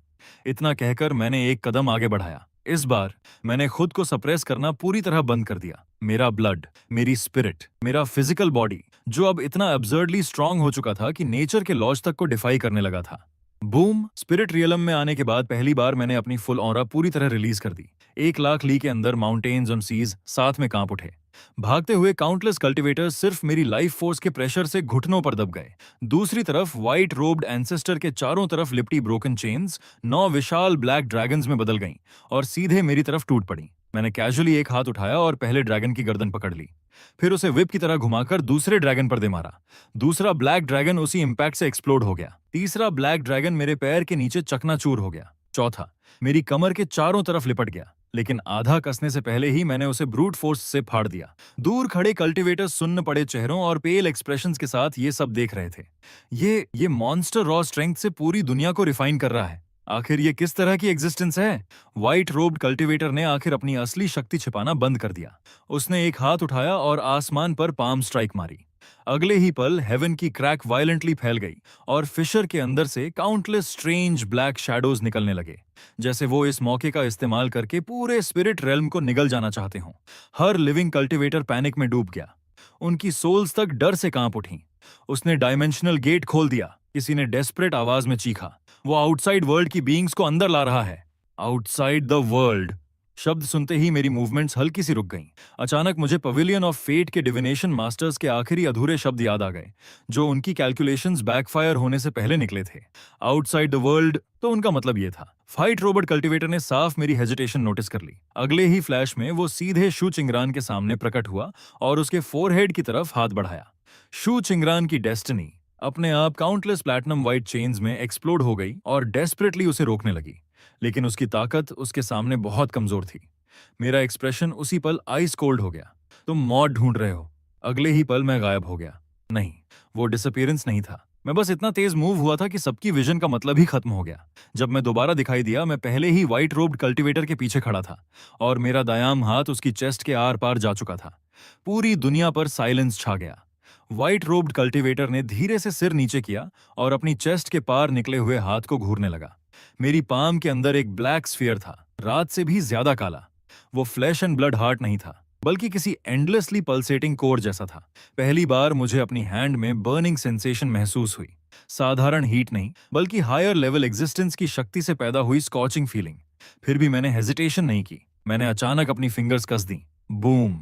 ब्लैक स्फीयर उसी पल एक्सप्लोड हो गया। व्हाइट रोबर्ट कल्टिवेटर का पूरा शरीर वायलेंटली कांप उठा, जैसे उसकी सारी सपोर्ट अचानक खींच ली गई हो। उसके चारों तरफ की इमॉर्टल लाइट तेजी से फेड होने लगी, लेकिन वो तुरंत नहीं मरा। इसके बजाय उसके स्मूथ पेल फेस के बीच में धीरे धीरे एक दरार खुली, जैसे होंठ अलग हो रहे हों। फिर एक बेहद शार्प वॉइस सीधे मेरे माइंड के अंदर गूंजी, तो ये तुम हो? मेरी आंखें हल्की सिकुड़ गईं। तुम मुझे जानते हो? नहीं, आवाज टूटे हुए फ्रैगमेंट्स में बोली, लेकिन तुम्हारे जैसे और भी हैं। उसका शरीर तेजी से कोलैप्स होने लगा। मैंने गहराई से फ्राउन किया और आगे पूछा, तुम्हारा मतलब क्या है? और फिर क्या? व्हाइट रोब्ड कल्टिवेटर काफी देर तक साइलेंट रहा, फिर आखिर सिर्फ 4 शब्द बोला, डू नॉट असेंड फर्दर। जैसे ही वो शब्द खत्म हुए, उसका पूरा शरीर ग्रे व्हाइट लाइट में बदल गया और पूरी तरह बिखर गया। उसी समय वो डायमेंशनल गेट भी धीरे धीरे खुद बंद होने लगा, जिसे उसने जबरदस्ती खोला था। आसमान और धरती आखिर अपने ओरिजिनल कलर्स में लौट आए। हर सर्वाइविंग कल्टिवेटर मुझे मोशनलेस घूर रहा था। कोई चीयर्स नहीं, कोई सेलिब्रेशन नहीं, सिर्फ फियर, गहरा इंस्टिंक्टिव फियर, क्योंकि उन्होंने अपनी आंखों से एक ऐसे आदमी को देखा था जो खुद को सिर्फ टाउन चीफ कहता था और जिसने इमॉर्टल लेवल एग्जिस्टेंस को बेयर हैंड्स से फाड़ डाला था। मैं काफी देर तक चुपचाप वहीं खड़ा रहा। फिर शू चिंगरान धीरे धीरे मेरी तरफ चली आई और सावधानी से पूछने लगी, मास्टर, आप ठीक हैं? मैंने सिर नीचे किया और अपनी पाम की तरफ देखा। उसके बीच में फेंट ग्रे व्हाइट मार्क्स बचे थे जो ब्लैक स्फीयर ने छोड़े थे। शू चिंगरान का एक्सप्रेशन तुरंत टाइट हो गया। क्या ये सीरियस है? मैंने धीरे से सिर हिलाया। ये वूंड नहीं है। फिर मैंने हेल्पलेस साई छोड़ी। बस, अब ट्रबल और भी बड़ा हो गया है। शू चिंगरान ब्लैंक एक्सप्रेशन के साथ मुझे देखती रह गई। ऐसे समय में भी आप अभी तक ट्रबल के बारे में सोच रहे हैं? लेकिन तभी आधे खुले एंशंट गेट के अंदर गहराई में फेंट लाइट फ्लिकर हुई। मैंने तुरंत अपनी डिवाइन सेंस आगे फैलाई और मेरा एक्सप्रेशन हल्का सा बदल गया। अंदर अभी भी कुछ है? शू चिंगरान ने भी गेट की तरफ देखा और धीरे से पूछा, क्या हमें अंदर जाना चाहिए? मैं बहुत देर तक साइलेंट रहा। ओरिजिनली मेरा अंदर जाने का कोई इरादा नहीं था, लेकिन उस इमॉर्टल लेवल एग्जिस्टेंस की मरने से पहले छोड़ी गई आखिरी वार्निंग को इग्नोर करना इम्पॉसिबल था, खासकर मेरे जैसे इंसान के लिए। मैंने धीरे से सिर हिलाया। चलो अंदर जाकर देखते हैं, उसके बाद तुरंत निकल जाएंगे। फिर मैं एंशिएंट गेट के अंदर कदम रखकर चला गया, जबकि शु चिंगरान मेरे बिल्कुल पीछे थी। गेट के दूसरी तरफ कोई इमॉर्टल पैराडाइजेस नहीं था, वहां सिर्फ ग्रेव हाइट रुइंस से भरी कोलैप्स्ड वेस्टलैंड थी। यहाँ कोई स्पिरिचुअल एनर्जी नहीं थी, यहाँ तक कि फ्लोइंग टाइम का भी कोई निशान नहीं था। एंडलेस डिब्रीज के बीच सिर्फ एक रुइंड स्टोन टेम्पल अकेला खड़ा था। टेम्पल के एंट्रेंस के सामने एक टूटा हुआ स्टोन मॉन्यूमेंट पड़ा था, लेकिन जिसने मुझे शॉक किया वो मॉन्यूमेंट नहीं था, बल्कि उस पर लिखा हुआ टेक्स्ट था। वहां स्पिरिट रेल्म कैरेक्टर्स नहीं थे, कोई एंशिएंट रून्स नहीं थे, बल्कि उस स्टोन पर ऐसे सिंबल्स लिखे थे जिन्हें मैंने तुरंत पहचान लिया। Simplified Chinese characters. इतने सालों में पहली बार मैं सच में शॉक में फ्रीज हो गया। शु चिंगरान उन वर्ड्स को समझ नहीं सकी, इसलिए उसने धीरे से पूछा, मास्टर, वहां क्या लिखा है? मैं काफी देर तक ब्रोकन मॉन्यूमेंट को चुपचाप घूरता रहा, फिर धीरे धीरे हर वर्ड पढ़ने लगा। अगर तुम ये वर्ड्स पढ़ सकते हो तो इसका मतलब है कि मैं फेल हो गया। मैं तुम्हारी तरह हूं, मैं भी कहीं और से आया हूं, और तुम्हारी तरह मैंने भी टाइम के साथ साथ चलना सीखा। हायर वर्ल्ड कोई इमॉर्टल रेल्म नहीं है, वो हंटिंग ग्राउंड है। असेंशन सिर्फ एक बड़े केज में भेजे जाने से पहले ग्रोथ है। अगर तुम ये पढ़ रहे हो तो इसका मतलब है कि मैं उस ग्रास्प से आजाद नहीं हो पाया। जल्दी में आगे असेंड मत करना, कम से कम तब तक नहीं जब तक तुम एक पंच से हेवेंस तोड़ने लायक स्ट्रांग ना हो जाओ। पेडेस्टल के नीचे मैंने हमारी सेम ओरिजिन वाली एक चीज छोड़ी है, वो किसी दूसरे इंसान के साथ लॉन्जेविटी शेयर कर सकती है। मॉर्टल वर्ल्ड की एक छोटी ट्रेस उन लोगों के लिए जो बाद में आएंगे। मैसेज खत्म करने के बाद मैं बहुत देर तक साइलेंट खड़ा रहा। शु चिंगरान भी बिना मुझे डिस्टर्ब किए चुपचाप मेरे पास खड़ी रही। वो वर्ड्स समझ नहीं पा रही थी, लेकिन फिर भी मेरी आंखों में मौजूद इमोशन साफ देख सकती थी। वो फियर नहीं था, वो उस कामनेस जैसा था जो किसी ऐसे इंसान की ट्रेस मिलने पर आती है जो मेरी तरह था। र्यून्ड स्टोन हॉल के अंदर एक छोटा ब्रॉन्जर लैंप लटका हुआ था।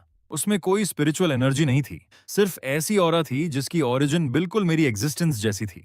जैसे ही मैंने उसे छुआ, मैं तुरंत उसका पर्पस समझ गया। वो किसी इंसान को पूरी तरह मेरे जैसा नहीं बना सकता था। ऐसा नहीं कि वो एंडलेस ग्रोथ और इन्फिनिट एक्यूमुलेशन हासिल कर ले, लेकिन वो किसी को मेरे साथ बेहद लंबी लाइफ स्पैन शेयर करने की एबिलिटी दे सकता था। इंस्टिंक्टिवली मैंने अपना सिर शु चिंगरान की तरफ घुमा लिया।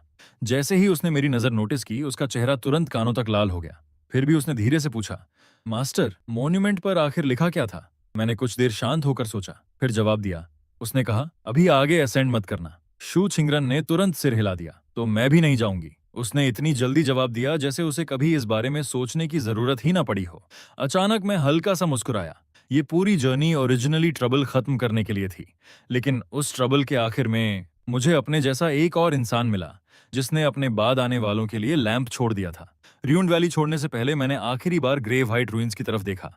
फिर मैंने एक पंच मारा, पूरा सील्ड वर्ल्ड ओसरसिप और उसके साथ डायमेंशनल गेट भी पीसेस में टूटकर नथिंगनेस में गायब हो गया। मुझे कोई रिस्क लेने का इरादा नहीं था। अगर वो एंशिएंट एग्जिस्टेंस एक बार बाहर आ चुका था तो कभी ना कभी फिर एस्केप कर सकता था, और जो चीज मेरी पीसफुल लाइफ डिस्ट्रॉय कर सकती थी उसे हमेशा के लिए दफन हो जाना चाहिए था। जब मैं और शु चिंगरन वापस सी ऑफ हिडन अर्थ पहुंचे, तब भी चारों ग्रेट फैक्शंस के मास्टर्स उसी जगह घुटनों पर झुके हुए थे। उनमें से किसी की हिम्मत तक नहीं हुई सिर उठाने की। ऑनेस्टली मुझे उनसे ज्यादा कुछ कहना भी नहीं था। मैंने बस एक सेंटेंस छोड़ा और शु चिंगरान के साथ मुड़कर चल दिया। रास्ते में वो खुद को रोक नहीं पाई और धीरे से हंस पड़ी। उस रात मैं कोर्टयार्ड में बैठकर चुपचाप टी बना रहा था। मैंने छोटा ब्रॉन्ज लैम्प स्टोन टेबल पर रखा, फिर धीरे से उसे शु चिंगरान की तरफ सरका दिया। यहाँ अभी एक चीज बची है, मैंने धीमी आवाज में कहा। ऐसी चीज जो किसी इंसान को बहुत बहुत लंबे समय तक जीने दे सकती है। फिर मैंने हेल्पलेस एक्सप्रेशन के साथ जोड़ा, प्राइस बस इतना है कि फ्यूचर में उसे हर दिन मेरा चेहरा देखना पड़ सकता है। ऑनेस्टली काफी ट्रबलसम लगता है। शु चिंगरान पूरी तरह फ्रीज हो गई। वो उस छोटे ब्रॉन्जस लैंप को घूरती रही और उसकी आंखें धीरे धीरे लाल होने लगीं।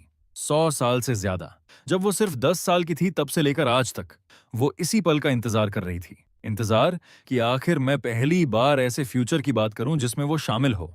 उसने तुरंत लैंप को नहीं छुआ। इसके बजाय उसने सीधे मेरी आंखों में देखा और गंभीरता से पूछा, मास्टर, क्या इसे मुझे एक्सेप्ट करना माना जाएगा? मैं काफी देर तक टी कप पकड़े साइलेंट बैठा रहा और कोई जवाब नहीं दिया, लेकिन शु चिंगरान अचानक फिर भी मुस्कुरा दी। फिर उसने धीरे से ब्रॉन्ज लैंप को अपने हाथों में पकड़ लिया। मूनलाइट कोर्टयार्ड पर सॉफ्टली गिर रही थी और उसकी आंखों को इल्यूमिनेट कर रही थी, जैसे उनमें काउंटलेस शैटर्ड स्टार्स छिपे हों। उस रात विंड ब्रिज टाउन में कोई हेवनली ट्रिबुलेशन नहीं हुई, कोई स्ट्रेंज फिनोमिनन नहीं हुआ, कोई अर्थ शैटरिंग मिरेकल नहीं हुआ। वहां सिर्फ एक छोटा लैंप था जो कोर्टयार्ड में चुपचाप जल रहा था, और वो लैंप पूरी रात जलता रहा। कई साल बाद भी स्पिरिट रेल्म के लोग सी ऑफ हिडन अर्थ की बैटल के बारे में बातें करते रहे, उस स्ट्रेंज मैन के बारे में जिसने इमॉर्टल वाइटैलिटी तोड़ दी और एंशंट बीइंग्स को बेयर हैंड से फाड़ डाला। कुछ कहते थे कि मैं हायर वर्ल्ड में असेंड कर चुका हूं, कुछ मानते थे कि मैं किसी सेक्रेड लैंड में छिपा हूं, और कुछ इंसिस्ट करते थे कि मैं इंसान ही नहीं बल्कि किसी एंशंट सुप्रीम एग्जिस्टेंस का रीइंकारनेशन हूं। लेकिन कोई भी ये इमेजिन नहीं कर सकता था कि वही आदमी जिसने पूरे स्पिरिट रेल्म को टेरर में डाल दिया था, इस वक्त विंड ब्रिज टाउन में स्टोव के पास बैठा सीरियसली ये स्टडी कर रहा है कि हेवनली येलो कॉल्ड्रन के ब्रोकन हैंडल्स से पानी जल्दी कैसे उबाला जाए। दूसरी तरफ कोर्टयार्ड में शू चिंगरन सनलाइट के नीचे हर्ब्स सुखा रही थी, जबकि पास में बच्चे हंसते खेलते दौड़ रहे थे। स्टोन मॉन्यूमेंट पर लिखे कैरेक्टर्स समय के साथ धीरे धीरे फेड होने लगे थे। मैं डोरवे पर चुपचाप खड़ा ऑर्डिनरी मॉर्टल लाइफ को अनफोल्ड होते देख रहा था, और अचानक मुझे महसूस हुआ कि शायद चीजें ऐसे ही परफेक्टली फाइन हैं। शायद एक दिन मैं सच में ऊपर के हेवेंस को फाड़ दूंगा, लेकिन आज नहीं। आज मैं सिर्फ एक विलेज चीफ था जो नेबर्स, सबॉर्डिनेट्स और इस बात की चिंता कर रहा था कि किसका चिकन फिर किसी और के कोर्टयार्ड में घुस गया। इनविंसिबिलिटी, इमॉर्टैलिटी, वर्ल्ड्स के पार छिपे सीक्रेट्स, ये सब बाद में भी इंतजार कर सकते थे। आखिर मेरे पास बहुत समय था, और इस बार मैं अकेला नहीं था।